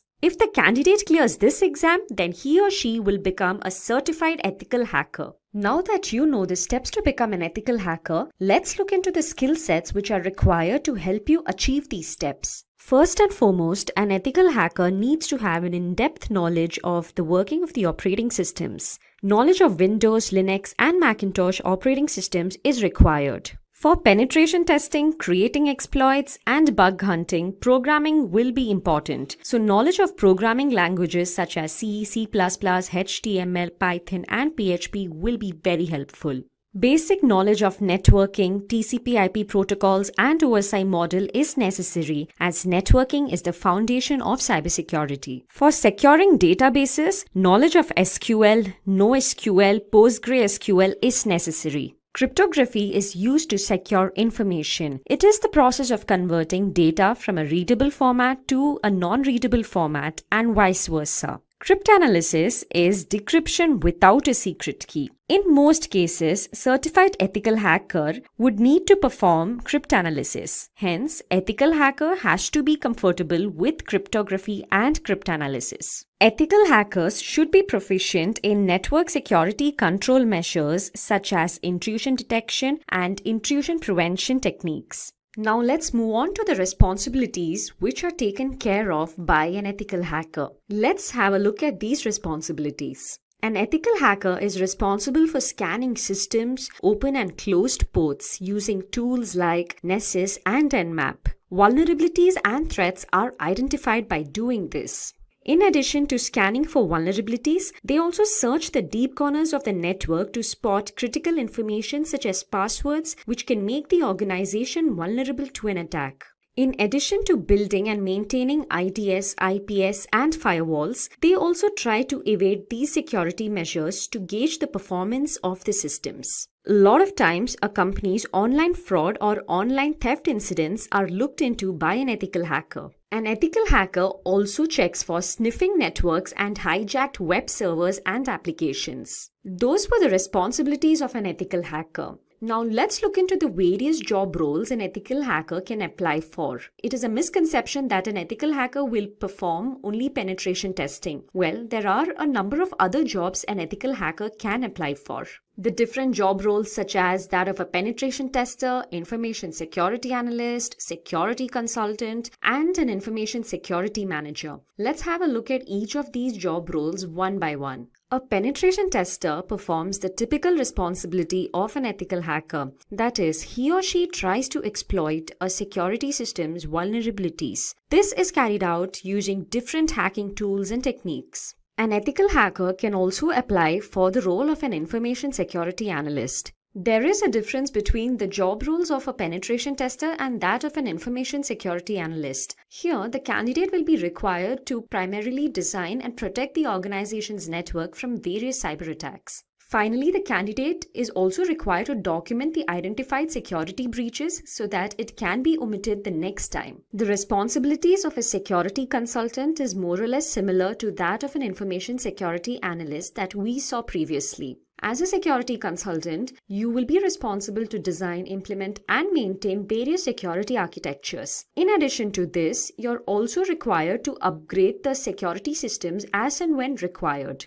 Finally, an ethical hacker can also apply to the role of an information security manager. As the name suggests, this role will require the candidate to possess managerial skills, as an information security manager is responsible to head the IT and the information security team. Now that we have seen the responsibilities, the skills, and the steps to become an ethical hacker, let's have a look at the different companies hiring ethical hackers. To name a few, we have Bank of America, Ernst & Young, KPMG, Urban Pro, and IBM. Let's now look into the salary structure of an ethical hacker. Well, in India, the average annual salary of a certified ethical hacker is nearly 4,76,000 rupees. And in the US, the average annual salary of a certified ethical hacker is $91,000. Now I will guide you through a sample resume of a penetration tester. As you can see on your screens, this is a sample resume of a penetration tester.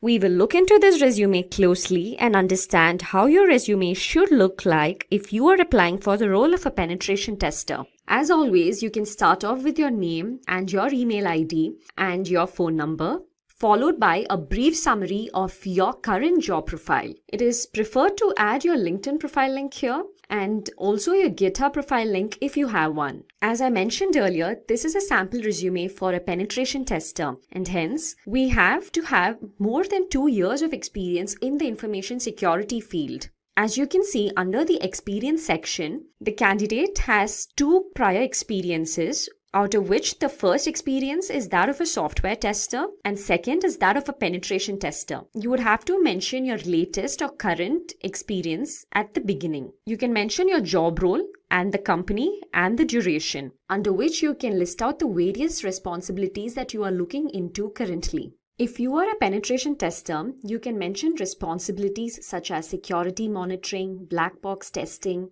documentation of the results, vulnerability scanning, and so on.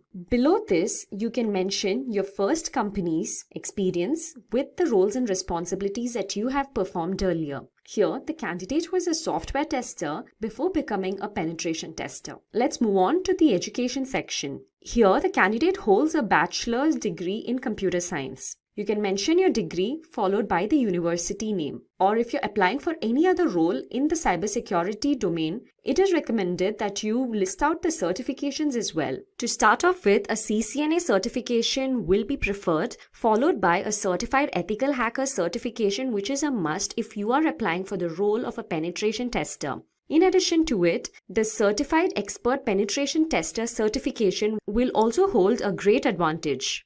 After mentioning the certifications, you can go ahead and mention your skill sets. Here we have the technical skills and non-technical skills. Under technical skills, you can mention the programming languages that you know. Here we have C, C++, Java, Perl. You can also mention the operating systems that you have worked on. For example, Windows, Linux, Unix. And in addition to the programming languages and the OS, you can also mention the tools that you know, such as Nmap, Metasploit tools, which will be helpful if you are applying for the role of a penetration tester. Then you can also mention encryption technologies, knowledge of SQL, and bug tracking systems if you have worked on them before. If you have participated in ecodathons, you can mention that here as well. Under the non-technical skills, you can mention various competitions that you have taken part in and the games that you like and other extracurricular activities. Finally, you can also mention the projects undertaken. Under the projects undertaken, you can talk about the various projects that you have performed in your company or outside the company. Here, we have two projects, one as a software test engineer and second one as a penetration tester. So this is how a resume of a penetration tester will look like. Today, we are going to talk about some really interesting and powerful hacking gadgets you should know about in 2024. But remember, this is just for learning. We don't want anyone getting into trouble. So moving on. The best way to keep your computers and devices safe is to know about the risk. So some risks are easy to cater, using strong passwords, and don't download from bad websites and don't hand your unlocked device to strangers. But there are also hidden dangers that can cause big problems. Some tools look innocent but can be very dangerous. Here are 7 gadgets that look normal but are actually powerful hacking tools. These tools are made for security experts to test systems, but they can be misused. So let's kick things off with a device that's small but incredibly powerful. That is Raspberry Pi. So Raspberry Pi is a compact and affordable computer that has revolutionized the tech world. Originally designed for educational purposes, it has become a favorite among hobbyists, makers, and even professionals. Despite its small size, it boasts impressive capabilities, including multiple USB ports, HDMI output, and support for various operating systems like Linux and Windows 10 IoT Core. The Raspberry Pi can be used for a wide range of projects, from simple programming and gaming to complex IoT systems and home automation. The Raspberry Pi can also be a dangerous hacking tool. With the right software, it can be used to perform a variety of hacking tasks. For example, it can run Kali Linux, a popular operating system for penetration testing. This allows it to be used for network scanning, password cracking, and even setting up rogue access points to intercept data. Its small size makes it easy to hide, and its affordability means it's accessible to many. In the wrong hands, this innocent-looking device can become a powerful tool for malicious activities. Now that we have seen the potential of the Raspberry Pi, which by the way is one of the personal favorites for tinkering, let's move on to another seemingly simple but powerful device, the Wi-Fi adapter. So Wi-Fi adapter might seem like a simple device used to connect to wireless networks, but it can be a potent hacking tool in the wrong hands.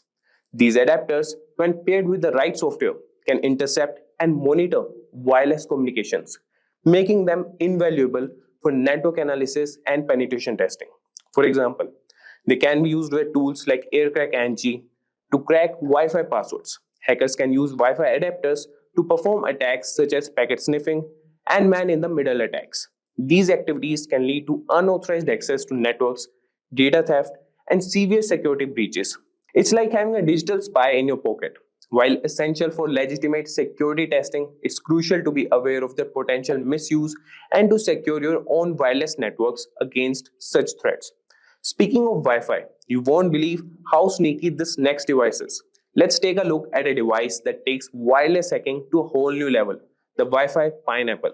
The Wi-Fi Pineapple looks like a standard router, but it is a sophisticated device used for hacking wireless networks. It allows attackers to create rogue Wi-Fi access points, tricking users into connecting and revealing their login credentials. Imagine connecting to what looks like a free public Wi-Fi only to have your data intercepted. This device is capable of advanced man-in-the-middle attacks, monitoring and recording data from all connected devices.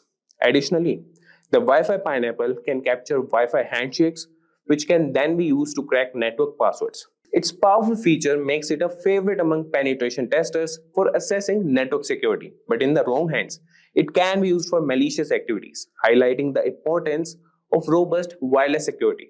So from Wi-Fi to Bluetooth, which is everyone these days, right? Let's now explore a powerful tool for Bluetooth hacking, the Ubertooth One. The Ubertooth One is an open source Bluetooth testing tool that appears to be a simple USB dongle. Despite its unassuming appearance, it can monitor and analyze Bluetooth communications, making it a valuable asset for those testing the security of Bluetooth devices. Think of it as a spy for Bluetooth traffic.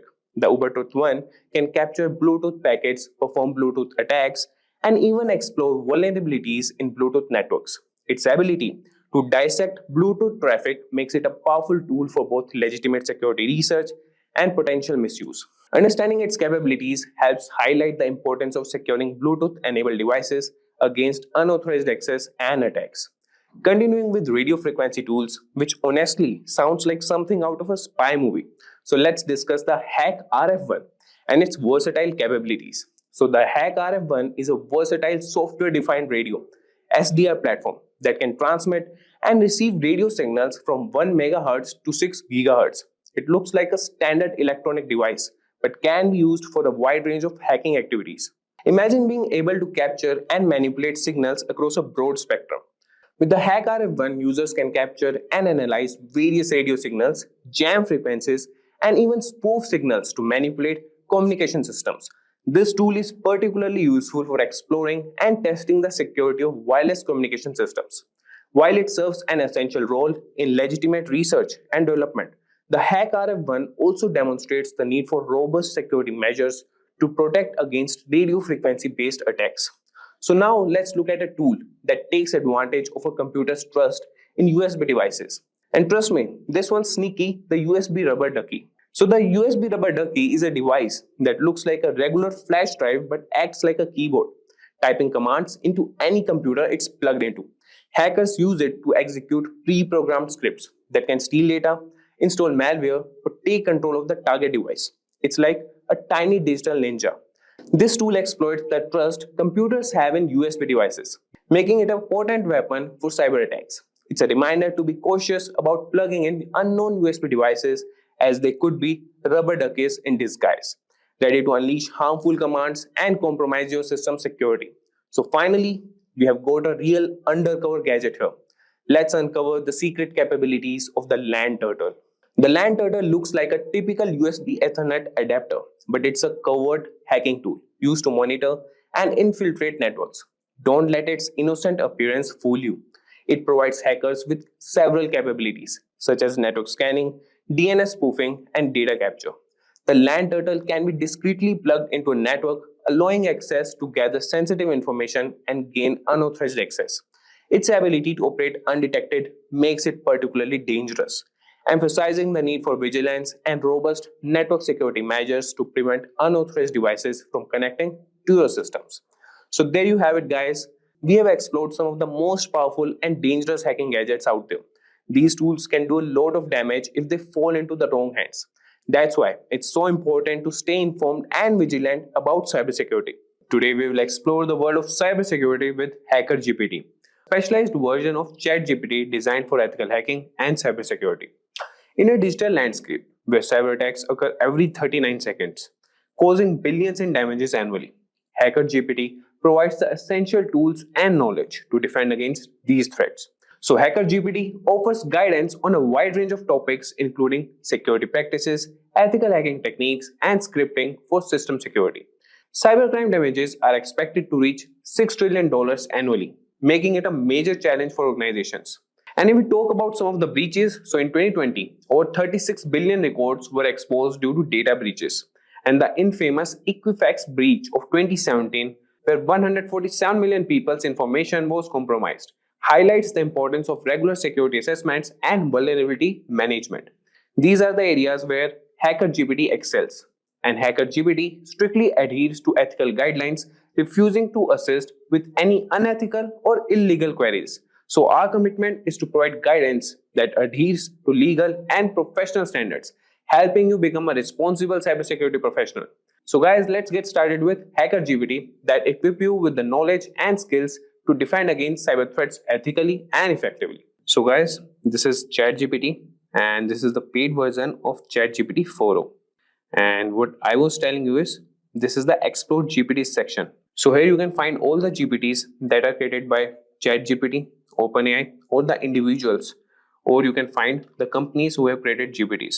So you can find these are the recently used, and this is the most used Hacker GPT. You can find other GPTs also, that is Hacker GPT, and you could see that, and they have been used by 5,000 plus users, and this have been used by 10,000 plus users. So you can just search for ethical Hacker GPT here, and it has been rated 4.5 stars, 10,000 plus conversations, and these are the conversation starters if you need any assistance. And the capabilities you can see here, and the ratings given by users, and more by the creator who has created this. So we'll start with this. We'll start the chat here, and I want to tell you guys that ChatGPT doesn't answer non-ethical questions. So if you try to extract that information from ChatGPT, that won't be possible. But we can do a bit, like we can cross a bit line with ethical Hacker GPT, but that should be used for ethical purposes only. So I will show you guys how you can utilize this GPT. And one more thing guys, if you want to create your own GPT, you can also create that also. You can go to Explore GPT section, and here's the create option. Click on create, and here you can start creating your GPT. If you click on configure, you can write the name of your GPT, description, instructions, and the conversation starters as you just saw with the Hacker GPT, ethical Hacker GPT, and the capabilities, what you want to be enabled, you can do that. And here in the create section, you could write the prompts here, and it will take that information and use it for more purposes. And here you could attach more files that could help create your GPT. Okay guys, so here you could see the configuration and the preview of your GPT, and you can finalize that. So moving back, we'll get back to ethical Hacker GPT and start with our conversation with him. So starting with, the first thing we can do is we can ask him like, how can I perform a basic security assessment on a web application? So if I tell you guys, performing a basic security assessment on a web application is crucial for identifying vulnerabilities and ensuring the application is secure. And this process involves using various tools and techniques to test the application for common security issues. So you could ask him that, how can I perform a basic security assessment on a web application?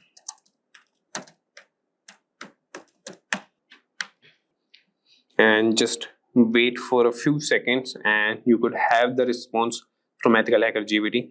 So you could see that performing a basic security assessment on a web application involves several key steps, and these are the key steps. Number one is preparation and information gathering. And how you can do that, these are the steps: identify the scope, gather information. Then is the second step, that is reconnaissance, and you can use the tools Burpsuit, Nikto, and others. Similarly, you could see all the steps here. So I won't be guiding, or I won't be reading what responses are generated by ethical Hacker GPT. I have used that, and he provides very accurate, like I would say around 95 to 96% accurate results. Here I want to show you guys how you can utilize it. So I will show you prompts and what things you can ask him. So this was all about, repeat.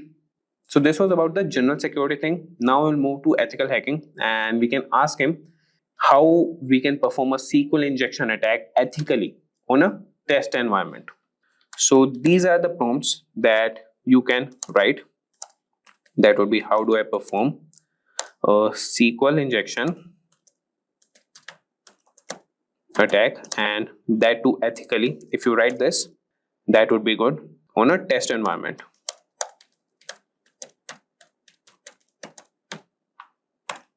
And if I tell you guys, so SQL injection is one of the most common web application vulnerabilities, and understanding how to perform a SQL injection attack ethically on a test environment can help you identify and mitigate this risk in your own applications. And you could see he has responded, and he has provided you the steps that you can set up a control test environment first thing, then preparation, and you could use these tools.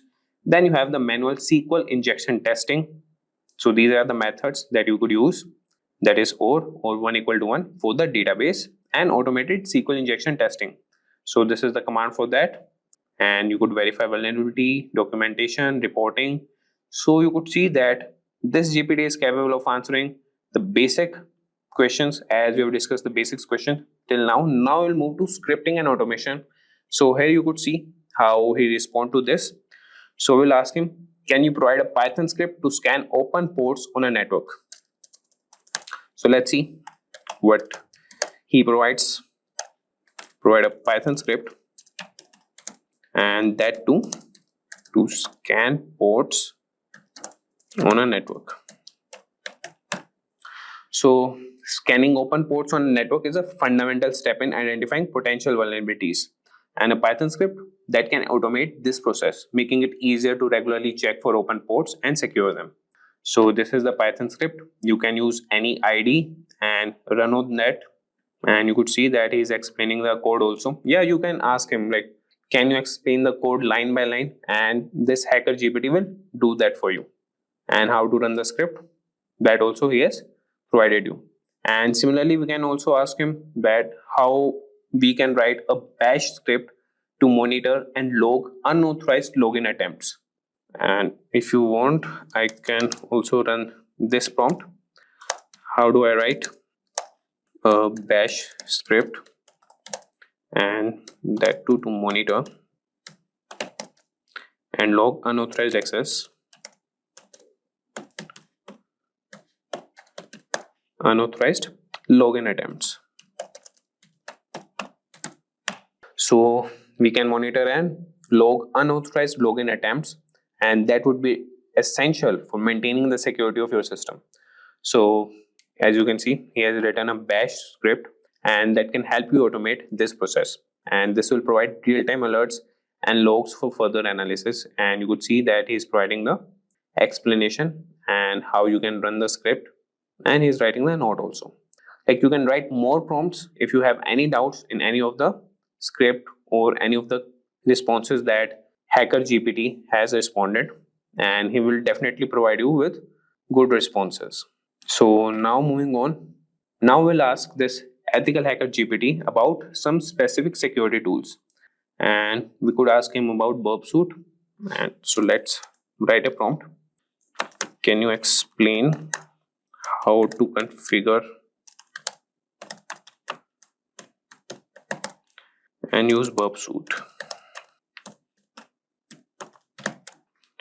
Or we can write for web application testing.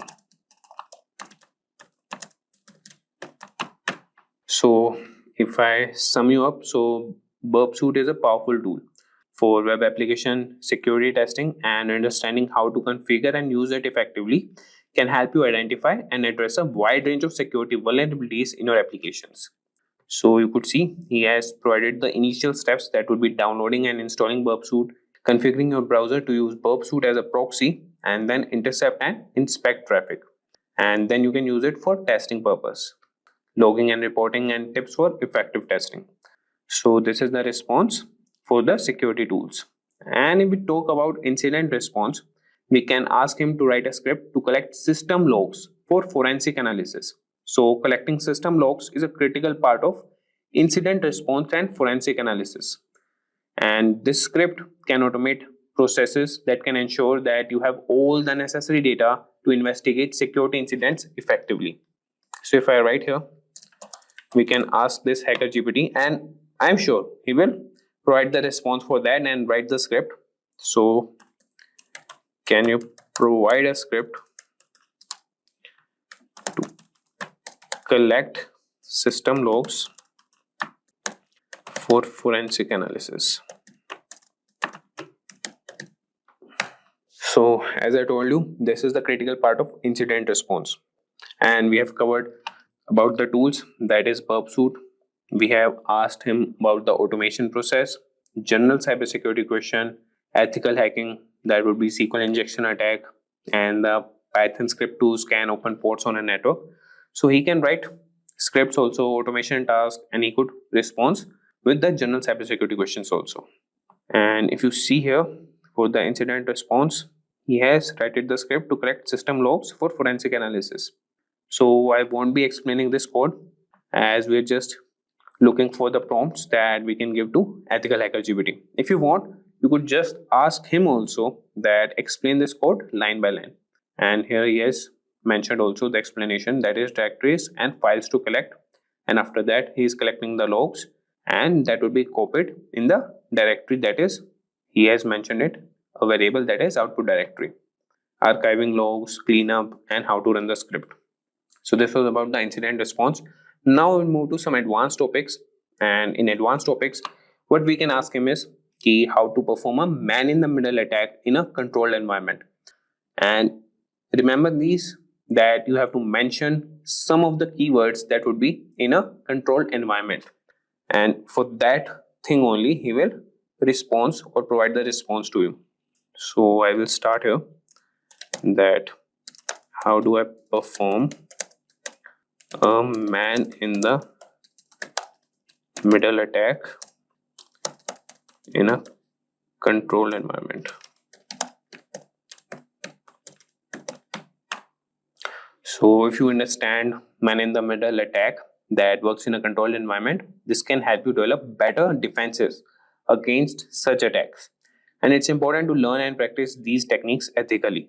So you can see here that he is providing the prerequisites and the step-by-step guide how you can conduct a man-in-the-middle attack. So first is set up the control environment, then install necessary tools, enable IP forwarding, perform ARP spoofing, and then capture and analyze traffic, clean up and restore the network, and conclusion. So you could just follow up with more prompts, that I want more information about setting up the control environment. Just write this prompt, and this ethical hacker GPT will provide more responses to you. So he will provide you how you can set up the control environment. So now moving on, we will ask some more prompts, and that could be about the reverse engineering. So we could ask him that, can you explain the processes of reverse engineering a malware sample? Or we can also ask about honeypot to detect malicious activity. That could be, how can I implement a honeypot to detect malicious activity? Or what are the techniques for securing a Docker container? So we'll ask him one prompt here. Let's see what he responds to that. So how can I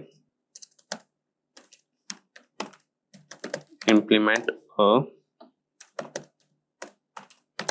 honeypot to detect malicious activity?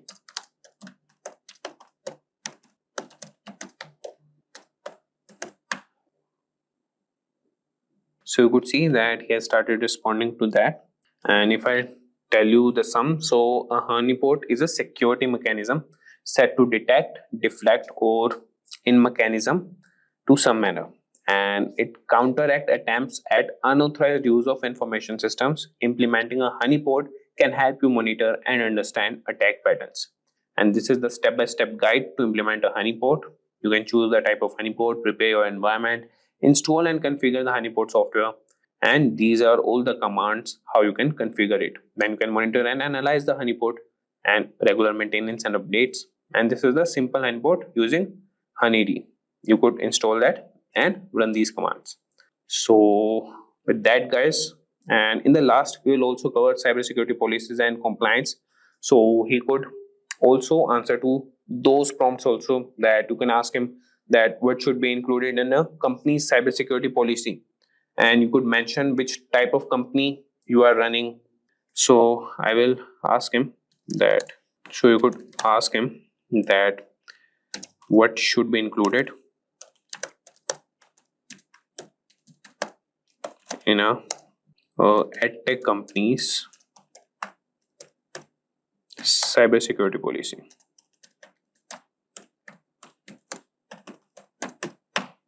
So let's see. So you could see here that creating a comprehensive security policy for an EdTech company involves adding various aspects, and that would be introduction. First is the purpose for cybersecurity policy, scope, roles and responsibilities, data protection and privacy, network security, application security, user security awareness and training, incident response and management, compliance and legal requirements, physical security, device and endpoint security. So similarly, you could ask him that draft me the company's cybersecurity policy and start with the introduction. So he will provide you all the introduction points, and then you can ask him that draft roles and responsibilities. He will draft that also.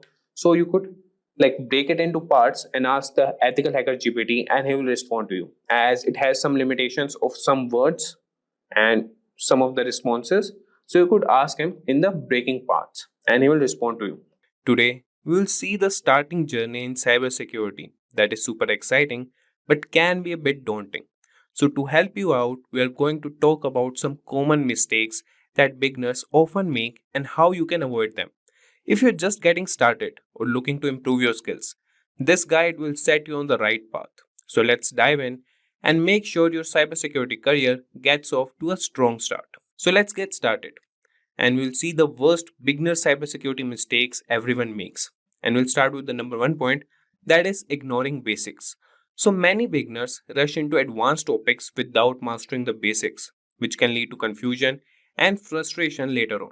It's essential to build a strong foundation before diving into complex subjects.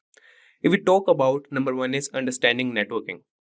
Networking is the backbone of cybersecurity. Learn how data travels across networks, different types of networks like LAN and WAN, and basic networking protocols. Knowing how network protocol functions help you understand how attacks occur and how to defend against them. Then comes mastering operating systems.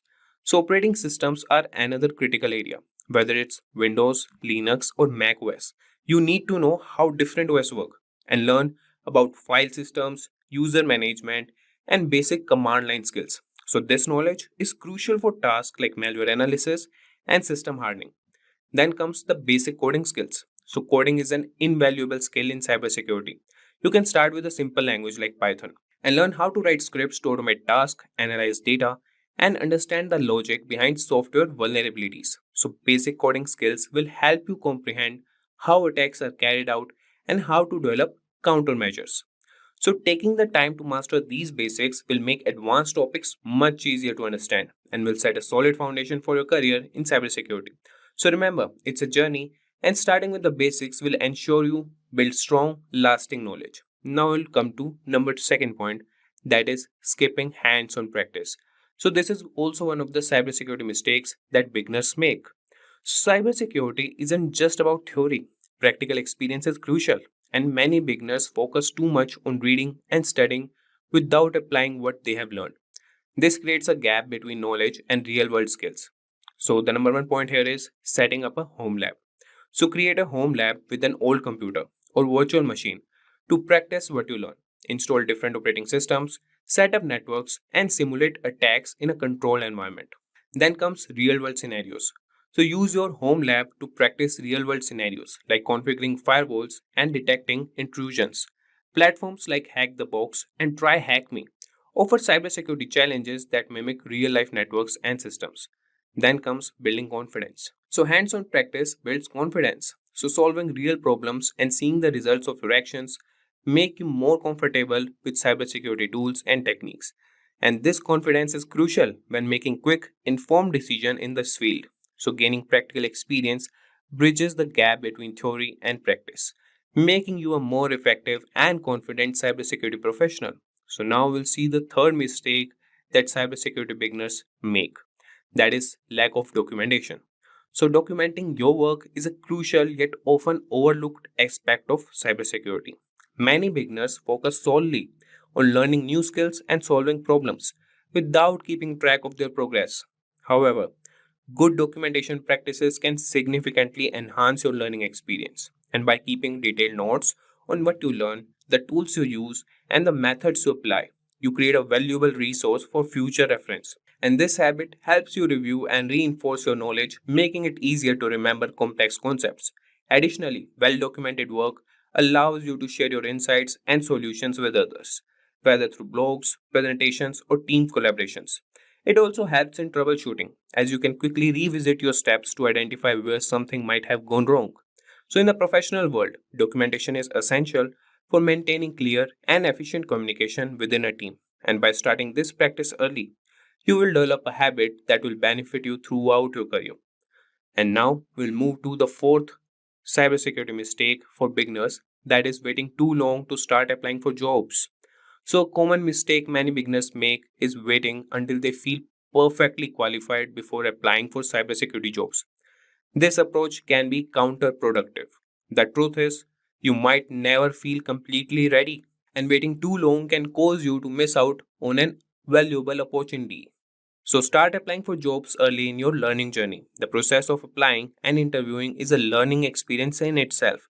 It helps you understand what employers are looking for, and it can highlight areas where you need to improve. So, early job applications also provide you with real world feedback and networking opportunities. Remember, many entry level positions are designed for people who are still learning and growing in this field. So, employers often value enthusiasm, willingness to learn, and problem solving skills as much as they do technical knowledge.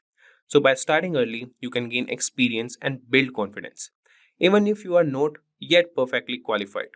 And then comes the next mistake, that is trying to qualify for all jobs. So, in the vast field of cybersecurity, trying to qualify for every job out, there is a common but misguided approach. Cybersecurity encompasses a wide range of specialties, from network security and ethical hacking to incident response and security analysis. Instead of spreading yourself thin trying to learn everything, focus on a key few areas and become proficient in them. Specializing in special fields make you more valuable to potential employers. It's better to be an expert in one or two areas than to have superficial knowledge in many. So by focusing on specific skills, you can develop a better understanding and expertise that sets you apart from others. So this focused approach also makes it easier to stay updated with the latest trends and advancements in your chosen areas. Remember, depth of knowledge often outweighs breadth when it comes to career advancement and job satisfaction. So, this was all about trying to qualify for all jobs. Now, we'll see the biggest mistake, that is IT foundation fallacy. So, many aspiring cybersecurity professionals believe they need a deep IT background to start their career. This is same as the number one point, but this is a misconception. While having a solid foundation in IT can be beneficial, it's not a prerequisite for success in cybersecurity. What you need are the specific skills and practical experience. Focus on learning about networks, operating system, and security tools. Engage in hands-on practice through labs and simulations to build real-world skills. Cybersecurity is a field where practical knowledge and the ability to apply concepts matter more than theoretical IT knowledge. And many successful cybersecurity professionals come from diverse backgrounds, including those with minimal IT experience. So they succeed by continuing learning and adapting to new challenges. So don't let the lack of deep IT foundation hold you back. Concentrate on gaining the skills and experience that are directly relevant to the cybersecurity roles you are interested in. Now moving to number 7, that is not attending cybersecurity events. So attending cybersecurity events is one of the best ways to stay updated and connected in the field. These events, including conferences, webinars, and meetups, offer a wealth of information on the latest trends, tools, and threats in cybersecurity. They provide a platform to learn from experts, gain insights into industry developments, and discover new technologies. Additionally, these events are excellent networking opportunities, meeting other professionals that can lead to job opportunities, collaborations, and mentorship. Building a network within the cybersecurity community can provide support and guidance throughout your career. And many events also offer hands on workshops and training sessions that can enhance your practical skills. So, by actively participating in these events, you can demonstrate your commitment to continuous learning and professional development. Make it a habit to attend cybersecurity events regularly to stay engaged and informed. So, this was all about number 7 point, that is not attending cybersecurity events. Now, moving to number 8, that is obsessing over which specialization to choose. So, when starting a career in cybersecurity, many beginners obsess over which specialization to choose. This can be overwhelming and counterproductive. Instead of stressing about making the perfect choice, allow yourself the freedom to explore different areas of cybersecurity. The field is diverse, with specializations like penetration testing, incident response, security analysis, and more. Take the time to experiment with various topics and see what interests you the most. This exploration phase is valuable for gaining a broad understanding of this field. So, over time, you will naturally gravitate toward areas that align with your strengths and interests. So remember, your specialization can evolve as you gain more experience and insights. Early in your career, focus on building a solid foundation and gaining exposure to different aspects of cybersecurity. This approach allows you to make an informed decision about your specialization when the time comes, ensuring you choose a path that truly excites and motivates you. Thank you for joining Simplilearn's course on ethical hacking. Now you have the skills to identify and mitigate common vulnerabilities and protect your applications from cyber threats. If you really like this video, do like, share and subscribe and hit the notification bell for more videos by Simplilearn. Thank you. Hi there, if you like this video, subscribe to the Simplilearn YouTube channel and click here to watch similar videos. To nerd up and get certified, click here.